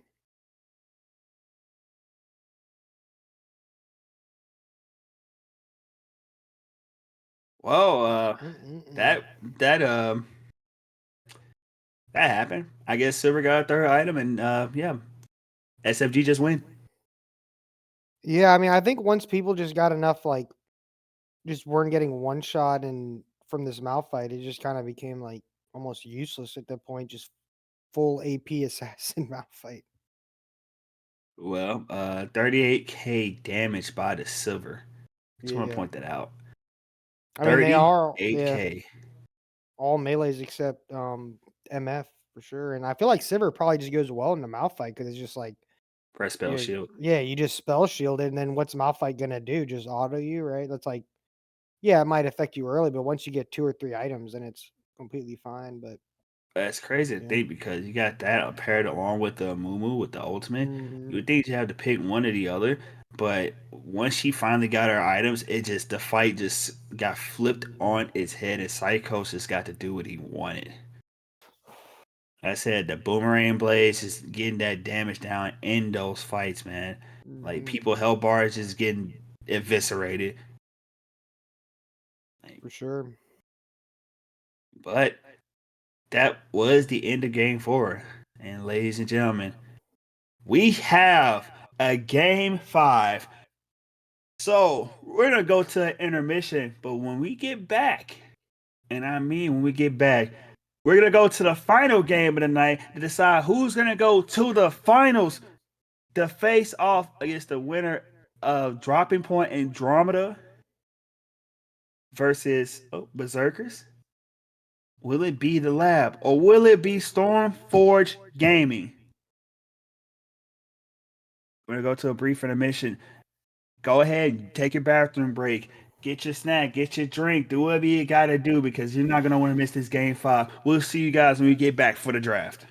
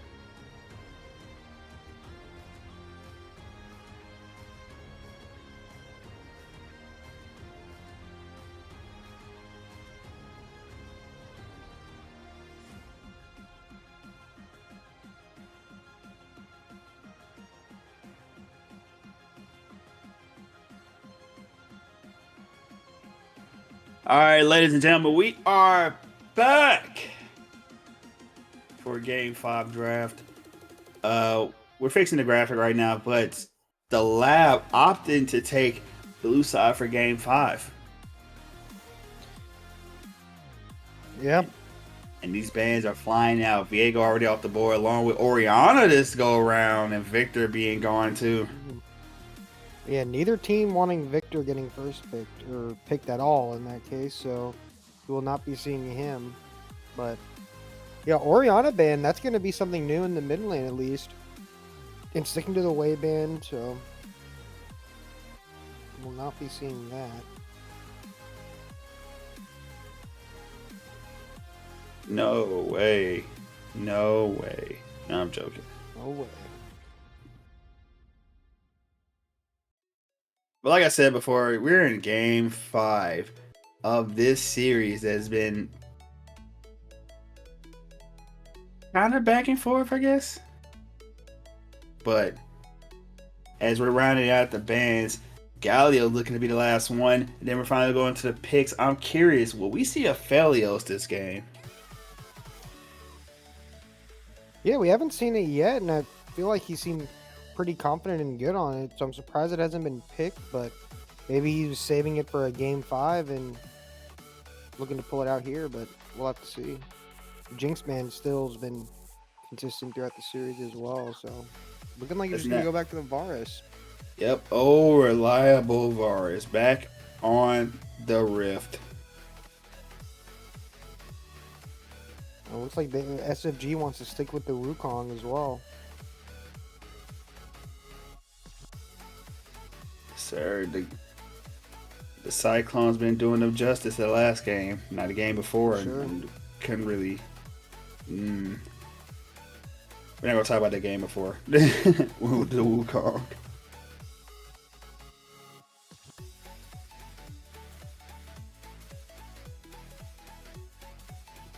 All right, and Brahms gonna be locked in also for the side of SFG as we look to see what the lab is gonna be cooking up, as they got 9 seconds for this next pick. Yeah, I don't know what they're going to look for here. Maybe they're going to try to go back to the Nocturne, but... Or maybe just stick with the Amumu again. And instead it's going to be Lulu.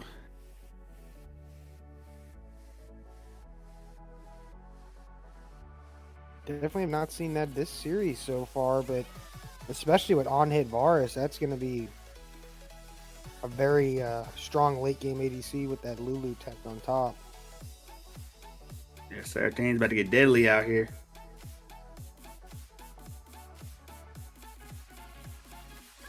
And Xin Zhao, we haven't seen that this series either. Things is getting business is picking up, I guess. Getting a little interesting out here.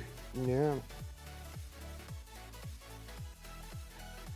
Definitely some new picks coming out for sure from the side of TL, and I'm kind of liking how this draft is starting out. And Ziggs for the side of SFG. I wonder if that's going to be... I'm assuming that's going to be a bot lane Ziggs, but... Yeah, I'm liking the unique picks. They said, nope, we're going back. Never mind, I lied. I lied. Man, I'm kind of hoping this Malphite, and they just insta-ban that Silas. Like, jeez. I don't blame him. I do not blame him. The real question now is, how does the bans change for the lab? Because if I'm not mistaken, the lab have been religiously banning Ornn, and now Malphite is here. And here is Silver is going to be gone off the board. Yeah, and I wonder if... I'm thinking because they'll probably have that Malphite top. I don't think they're going to look to play it mid, but you never know, I guess, that based off last game, so...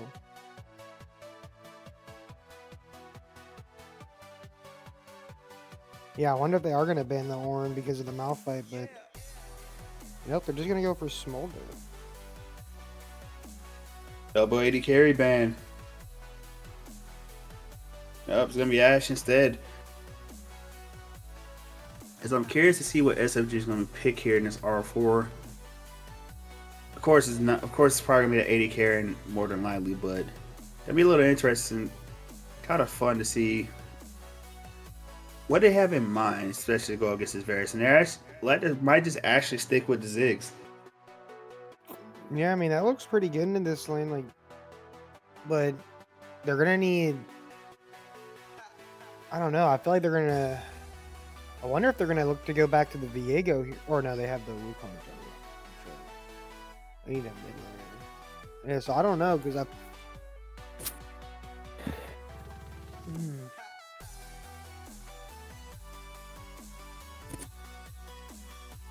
All right, we got 5 seconds to see what's next for the side of the lab.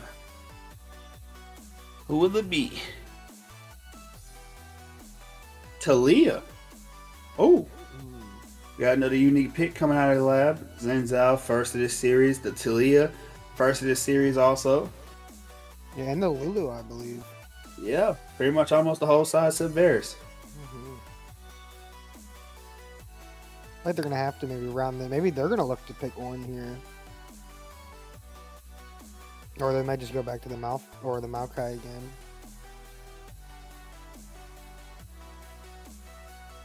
We're gonna go for Scion.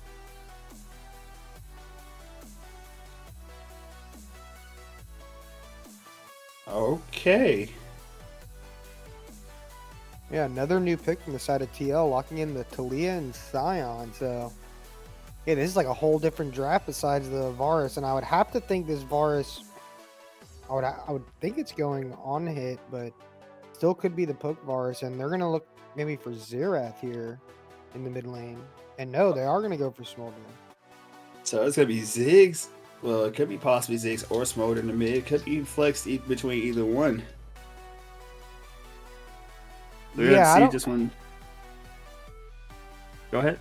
Oh, so yeah, I don't know which lane would be better for Smolder to farm stacks in, into Talia, or I feel like it can't be into Talia though. That just seems like that'd be a pretty tough lane to stack in, but at least getting stacks off hitting Talia. But yeah, we'll have to see. I'm not sure how this is gonna pan out. I think I like TL's draft more though. It's just definitely has a clear cut, just front to back style to it with a mage in the mid lane, and I think those are always just solid in game 5s.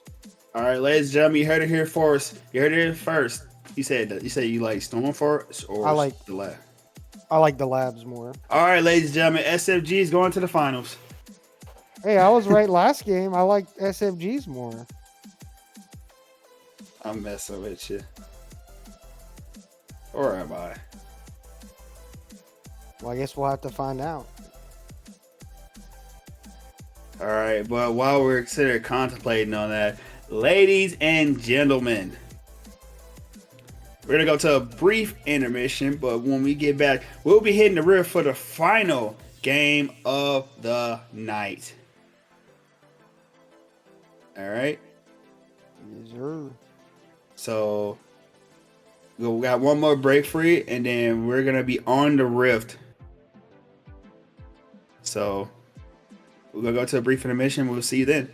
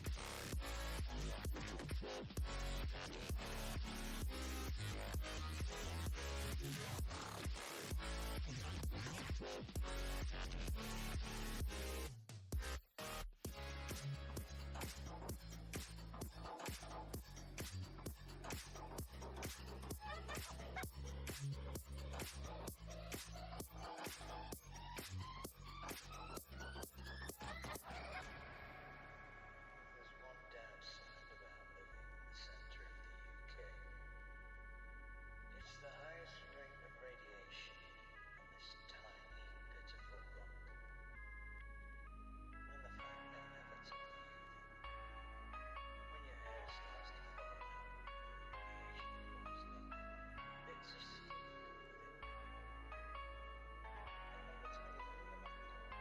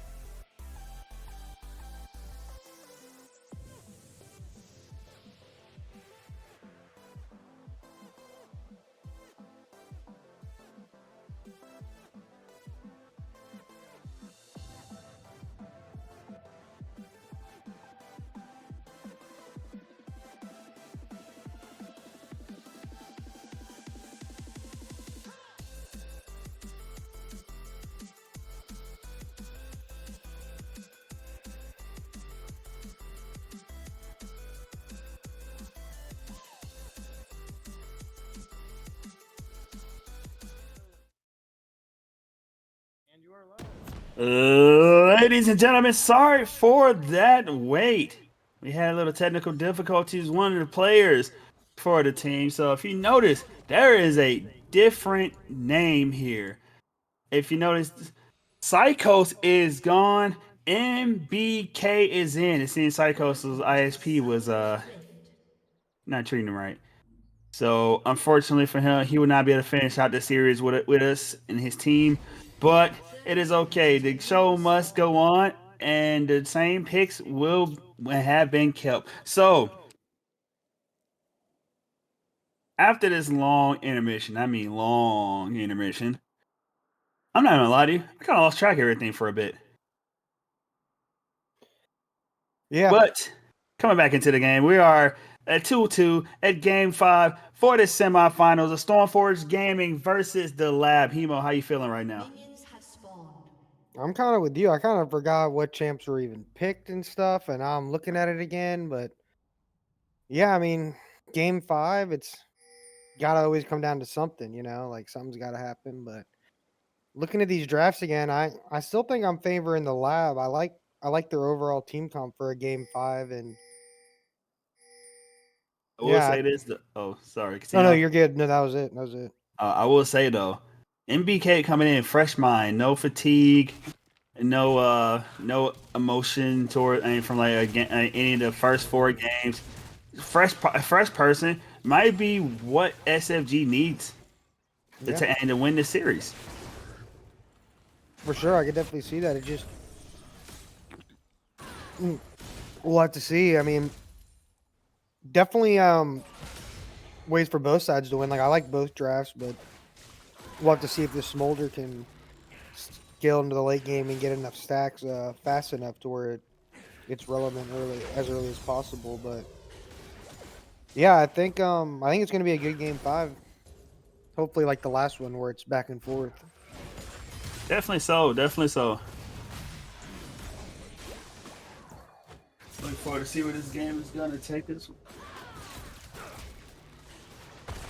But seems like not a lot of trading going on, just here and there. South on the top side, top lane, they're going kind of back and forth. Scion like usual, just charging the axe up and slamming it down.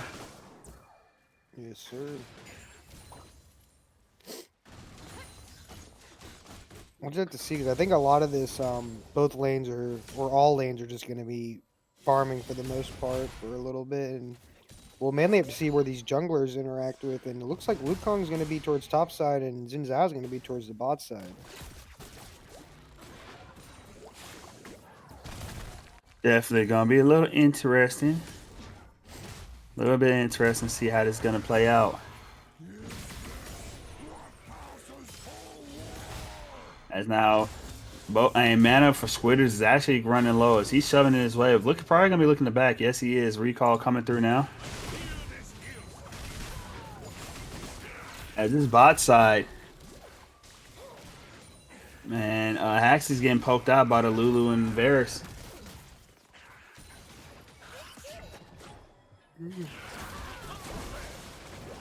Yeah, looking a little low on mana for the Varus though, so they're gonna have to rely on those auto attacks mainly. And yeah, we're gonna get a reset from both top laners, but Sion's gonna have to TP back, so just gets a no magic mental.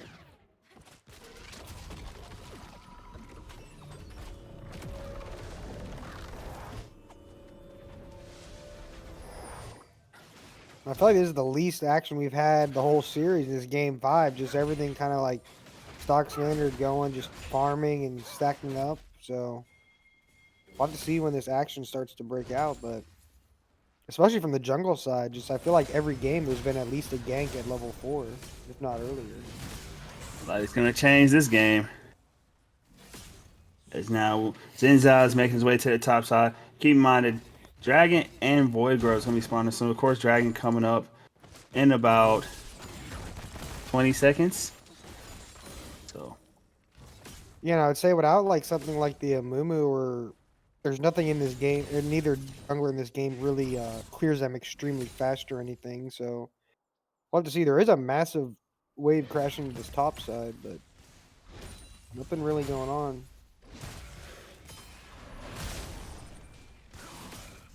I'm gonna miss that cannon with the fully charged Q.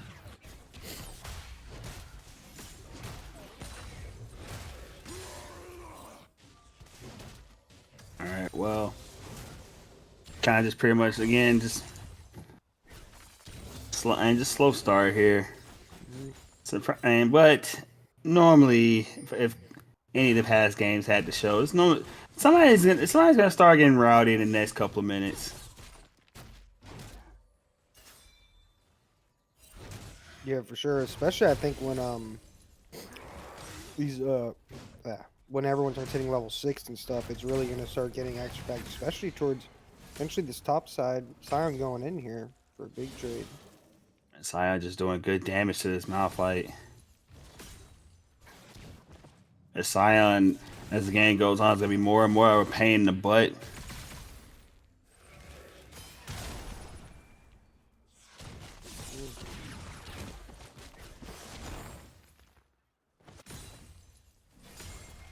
First Drake is going over to the side of the labs this game. We will not have Chem Texel again.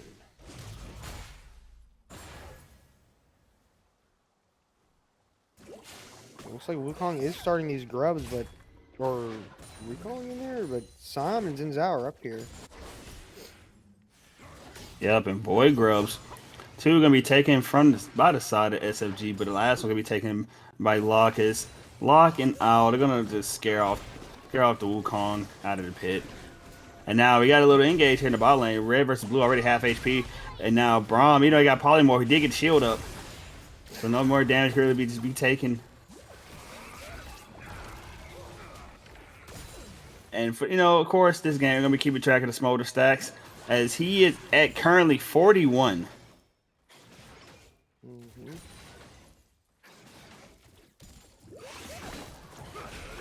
Yeah, I'd imagine in this lane it's got to be hard for him to just stack a crazy amount of stacks off champions this game into Varus Lulu, but we'll see. They are getting this pushed in. I'm thinking they're probably, I'm thinking they're maybe going to stay, but I don't know, just pretty much farming across the board for both teams. Gold almost dead even, and yeah, not much going on. The Drake is did go over to the side of the lab, but 2 grubs over the side of. And speaking of the side of the lab, here comes the gank. Witch Doctor's coming in, and Red versus Blue is gonna fall. First blood over to the Smolder. Yeah, sub coming in, getting the first blood. That's got to be a big confidence boost, and just like maybe get a little unnerved in this game 5. But great gank from the Wukong, just applying pressure, able to get that first blood on Smolder, get that this wave push and recall. But yeah, good start from the side of SFG. Yep. That is a good start. Now Smolder also getting a very tiny goalie. Not enough to really just shouldn't really be talking about it. It's only like 1 CS. But with that kill, gonna reset.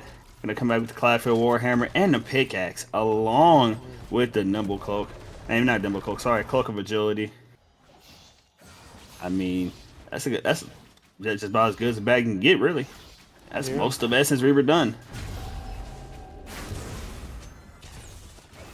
No, yeah, that's solid back, and then both mid laners just getting their tier and first item or first component towards their first item, and yeah, everything relatively even for the most part. Varus gets 2 items or 2 components on his base as well, but I feel like there's just going to be a lot of farming, maybe playing it slow, and then there's going to be a big team fight either around the next Drake or maybe even the 3rd one, depending on maybe what solo it is. All right, well, MBK getting engaged on, but it's gonna just fly away. As I take a look at the never mind. We're talking about stacks. Loke's forced to use the Crescent Guard as now Chains of Corruption is getting used to help his jungler to escape. But now Diablo Fox gets slowed himself, but nobody's gonna be able to help him out. Yeah, Chains Corruption kept the teammates down long enough, so he'll be safe. Not really sure where that Zigzol was going, but yeah, Zinzao did get away, had to burn the flash, but Still overall pretty good for the side of SFG. Just I feel like if they can scale into this game, then it's looking pretty good for them.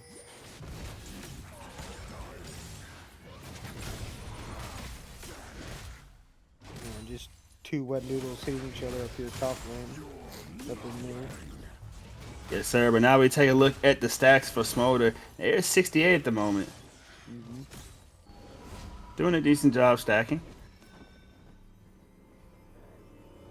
You know, I feel like especially into like melee support and the range support, it's got to be pretty decent. Getting the Essence Reaver and Longsword already, so off to a great start for the Smolder, and looks like they're going to be doing something around the grubs here. Well, Loke is dead, and Talia with the ultimate coming in to help out her teammates. And now it's a 3-on-2 flash. Goes out from Frozen Turret. Sion's going to die, though. Malphite's going to get that kill, and Void Grubs are up just in time. It's now Witch Doctors just starting this. Yeah, and SFG just coming out to a good early lead here, just up 1.5k. Probably going to get these 5 grubs. And red versus blue, you overstep your boundaries. You're by yourself. You're going to die by yourself, too. Sounds depressing, I know, but you know, it's a depressing life that this Lulu had just lived. Yeah, 0-2-0 start for Lulu. Very squishy on this champ. I'm sorry, man. Last 2 times you tried to talk, man, just a fight happened. Oh, no, yeah. Hey, I'd rather that than it just be 0-0 all game, so I'm happy there's been some fights. And yeah, 5 grubs for the side of SFG, and use the Ziggs ult just to clear this mid wave, and yeah, it's looking like a great start for them. 2k gold up. And they're looking to continue this great start as Drag is on the board, and they're making their way onto that river for the Drake. That Ocean Drake, they are starting. Ping is out. They spot Loke in that tri-bush. Keep in mind, teleports are available for the top laners. Now, probably they won't join. I mean, Malphite doesn't have unstoppable force, and well, you're Sion. But fight starts on that river. Now, Crescent Guard is used. Here comes Mom. Not going to do any damage to Locke, but Locke's going to die anyway. Frozen Turret is back by himself. But he's not close enough to be engaged on. His Glacier Fissure is not available. So, the side of SFG, just going to get that dragon and get out of there. Yeah, and it's going to be Infernal Soul this game. First of the series so far as I can remember. And yeah, looking like a great start from the side of SFG. Just almost, they're basically a 2.5k gold lead at this point, and they're getting the kills pretty much right where they want them. 2 on the Smolder, 1 for the mid, and 1 for the jungler. It's looking like a really good start for them.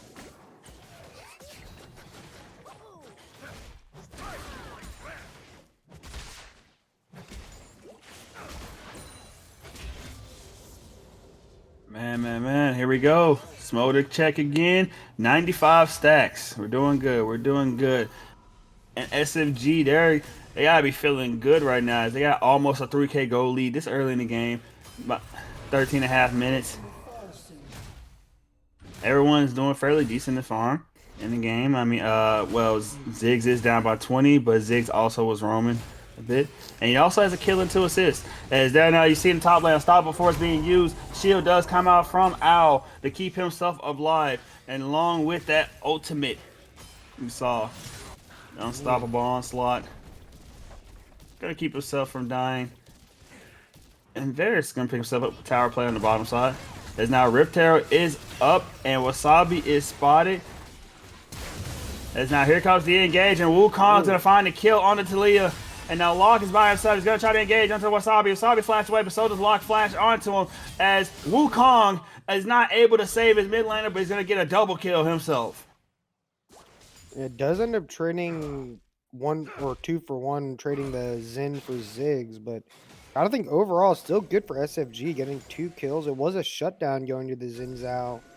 This Wukong getting a double kill already has Triforce and Merc Treads, and still hasn't even based after those 2 kills.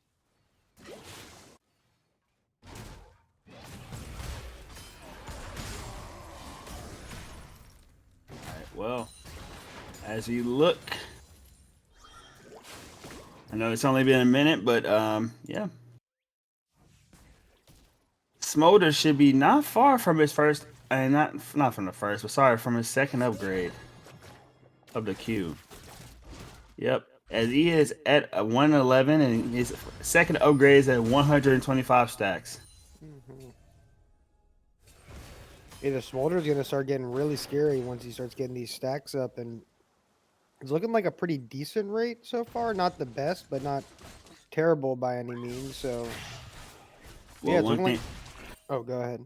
I'm sorry. One thing is terrible though is the side of the lab. They're gonna be letting this Rift Herald go. Squitters and Witch Doctors. They're already halfway done with it. So, Chains of Corruption is gonna miss in the bot lane. So attempt to kill attempt was tried there. As now 2 ultimates being used in the bottom side. Teleport also being expanded. Here comes Talia in the bottom lane. As Ziggs is coming to the river. It's gonna be spotted out by Locke, and the 1v1 ensues. Locke almost getting the kill. He's gonna miss the W, but he's gonna stay on top of the Ziggs, and the 1v1 solo kill is gonna be had on the river. Yeah, and you got to look back to like trading flash and kills there just really helps him get this kill right here. Once he gets on top of the Zig, it's basically impossible for the Ziggs to get away unless he timed that W perfectly to knock them both away. But engage here on Talia just gets shoved back. That is the Wukong ult burn, so. But there's also Talia's flash gone too. Now I don't think Wukong will have ult for the Drake fight if they try to fight it on spawn. But I'm not 100% certain on the cooldown, but I feel like it's got to be more than a minute at this point, at rank 1. Or it... Yeah. Well, the beautiful thing is they don't necessarily have to fight for it and for this one, it'll be the second Drake for either side. So it's not. I mean, it's Inferno Drake, so yes, it's important, but it's not something that y'all have to die for it though. If you're coming in with a disadvantage already, you just let it go.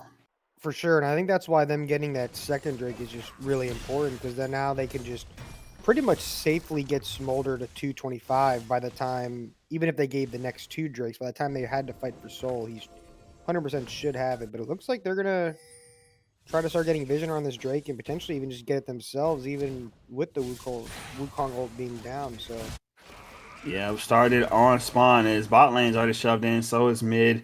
Malphite is around. He does have the unstoppable force up. This Drake should be free for the side of SFG. Sion is probably going to take that top T1 turn. It's like quarter HP left. Yep, it's going to be gone. 600 gold to Owl. Not exactly what you want to hear when you're going against a Sion, but it is what it is. A trade for a trade. But Locke's going to find Squitters. Squitters does have the component of the Thormo, that Bramble Vest. So he should be able to kill Locke if he tries to fight him like that. Now Locke's gonna be spotted out, but Squitters is the only one on this side of the map. But Ziggs is moving up. He's trying to get in the ult, like he was about to try to get in the ult range for a moment. yeah, and I think with all these armor items from the side of Malphite, they're just not enough damage for them to really threaten this Malphite at all. And you see him just clap back that Xin Zhao and just does like 2/3 of his health. And We wanted to say it's a teleport. Sion's coming in. Barrier Ultimate's gonna be coming out. Maybe an unstoppable onslaught. Nope, it is not. But Wukong was behind him. There's 3 currently on this side. We got a fight in Soothing, and now Frozen turns and making it there. But now without Wasabi being right there with him, Red versus Blue almost taken down. As we see unstoppable force come out the blue because Malphite was making his presence known as he teleported to that fight, and Red versus Blue dead. And now they're looking for more. Crescent Guard being used. Locke is barely living. Wukong comes in to finish the job. Sion might be almost gone. Squitter's just eating these tower shots like barbecue chicken. It's gonna walk out, and that should be a bot tier 1 and 2 kills over to the side of SFG. Yeah, and they're just slowly and steadily just increasing this gold lead, getting 5-0-4 on the Wukong, a part of every single kill that's happened so far. And you got to think like this Wukong's just going to slowly take this game over, at least by like get to the point where Smolder just gets stacked up and basically they're just going to become almost unstoppable in these team fights.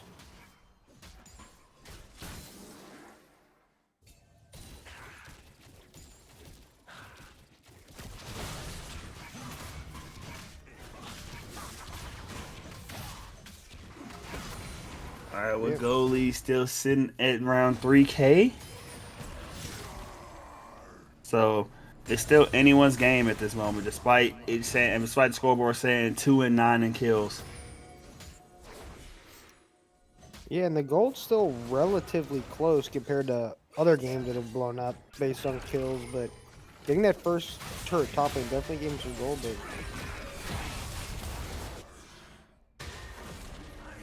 not sure if the Ziggs ult was needed there, but it's definitely safer just to pop it just to be sure, but good. Another great kill or assist, I guess, from the side of Wukong, and getting Ziggs some gold is always going to be nice, and I just find it really hard. They're just struggling even catching these side waves where this Wukong is all over the place.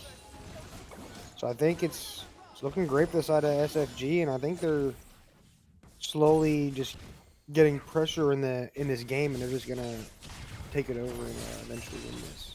And Ziggs also in the side lane just gonna be completely destroying these turrets. And I guess they do see him coming down, so wow, and he just walks between both of them and just makes it out safely, I guess. So good play from the Ziggs. And Yeah, good play from Ziggs, but this game is now just slowed down quite a bit. Al and Squitters find herself fighting on this top side. Unstoppable Force being used. Wukong's going to be there. And Unstoppable Onslaught is going to be expended, but it's not really going to go far. But Wukong did not have the Cyclone at the moment, so... yeah, must have been like... Oh, go ahead. Yeah, it was really close to being off cooldown.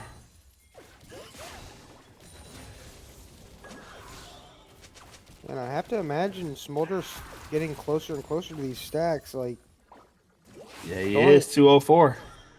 Make it It's 5 now.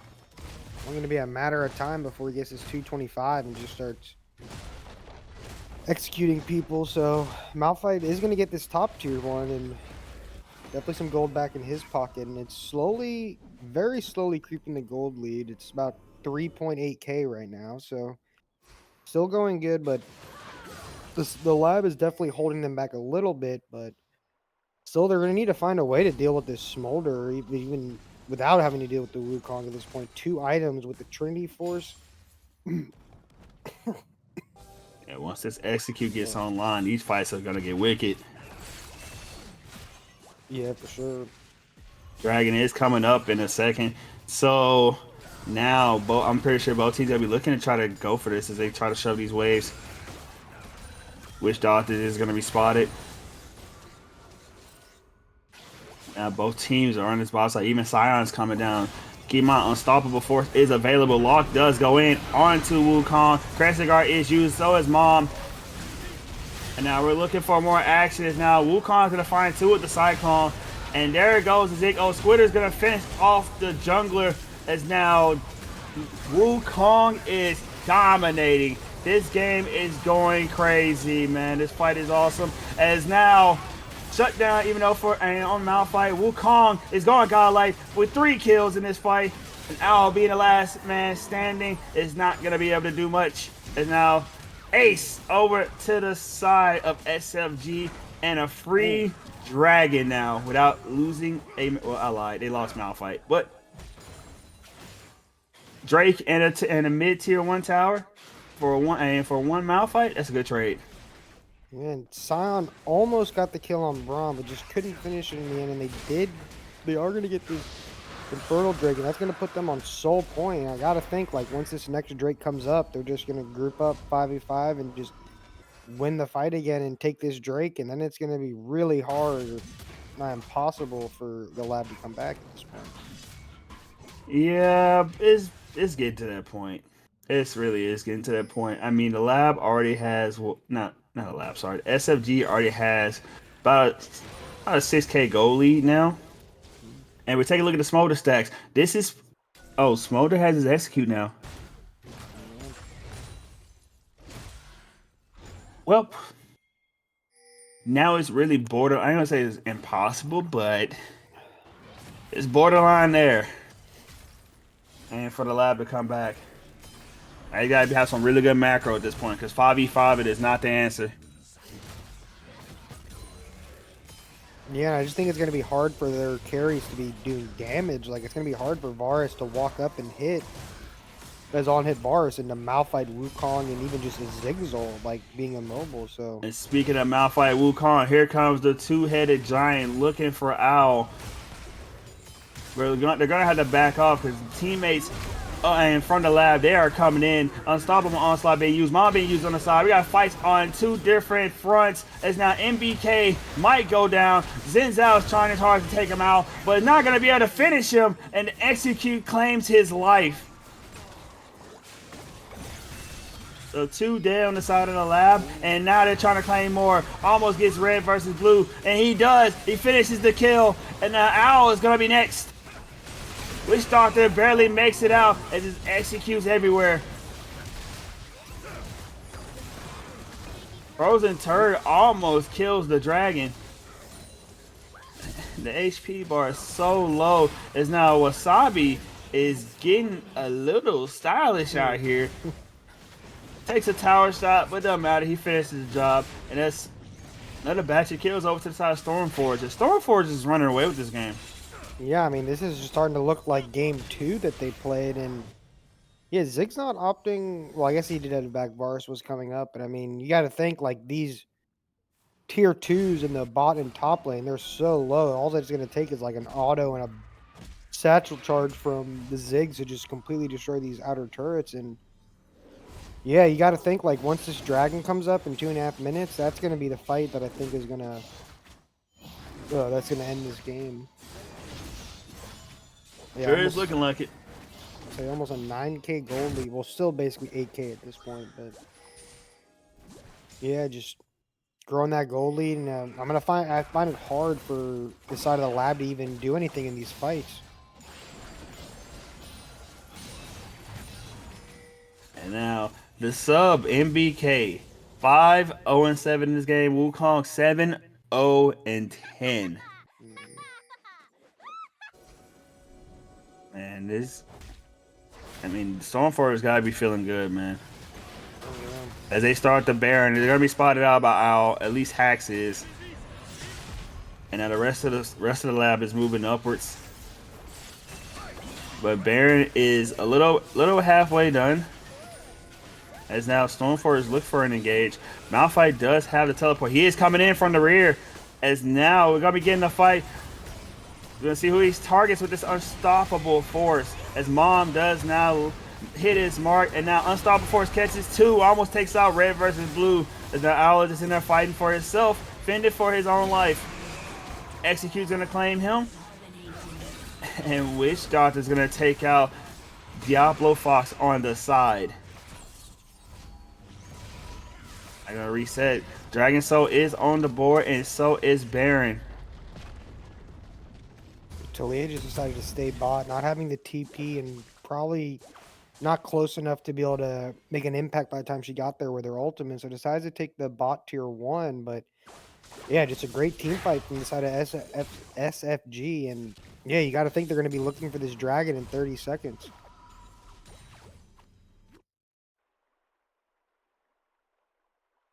Yep, it's not. SFG is already on that river. Drag comes up in 18 seconds. And now they're looking to death bush somebody to catch him out. That Cinder just spawned exactly after Braum picked it up. But there we go. 2 ability haste for Braum. And yeah, they're just going to get vision here and just take this Infernal Soul. Yep. Free. By the side of the lab, they're moving to that Baron. Yeah, it's just But so the problem hard to is walk Lokes on the other side of the map, and Glacial Fizz is going to catch him, and this should be the death for him. MBK is godlike on this smolder. Yeah, it's just so hard to walk through these chokes against a Zig. It's just satchel, slowing you with the... Yeah, but the problem is, why is he down there when his team's going towards Baron?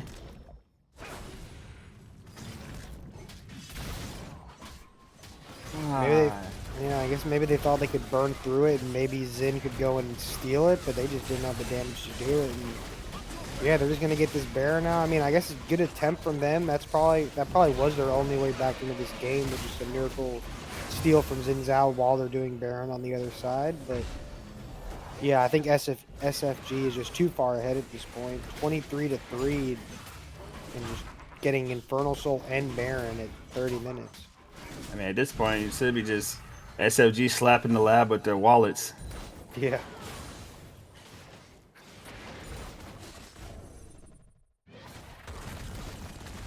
And look at Frozen Turd. It's just unfortunate. They're getting chased down by the rock. Frozen Turd's gonna die, and solo kill over the Squitters. Yeah, and you would think that Talia would get her passive just running away from Malphite, but I guess it doesn't work like that. And Malphite just runs her down and just slaps the crap out of her, I guess. So they're just too far ahead. I mean, this Malphite 5-1 and 8, and Wukong just 8-0, and both jungle and ADC and support just unkilled this man. All right, well, Varys looked for the engage, but he's gonna die for it. As the Smolder goes legendary, MBK is having a fantastic game for having to come in on a last minute's notice. Yeah, for sure. Great game from this morning. And I'm assuming that StormForge is gonna be looking to end the game right here, as they're pushing forward.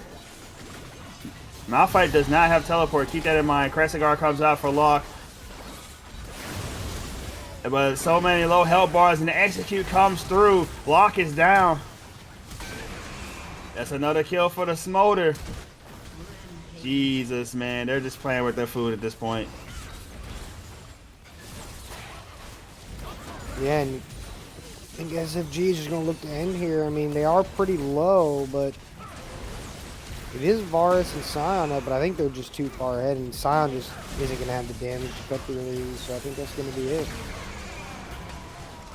All right, in 12-0-8, MBK was going crazy this game, but SFG, they're going to take the series. They're going to go on to the finals. Yeah, great series overall. It was definitely just back and forth in terms of each game, but a lot of the games themselves just weren't very close. They were very one-sided, and except for game 4 was pretty back and forth, but all the other ones were kind of just one-sided wins, just them trading back and forth. So, but good series overall. Yep, but unfortunately for the lab, one must rise and the other must fall, and you are now the fallen from this tournament.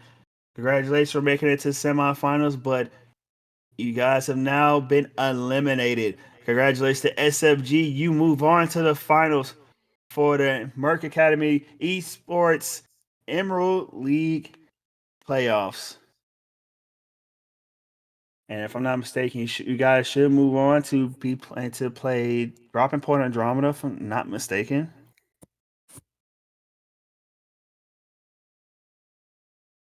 I could be wrong.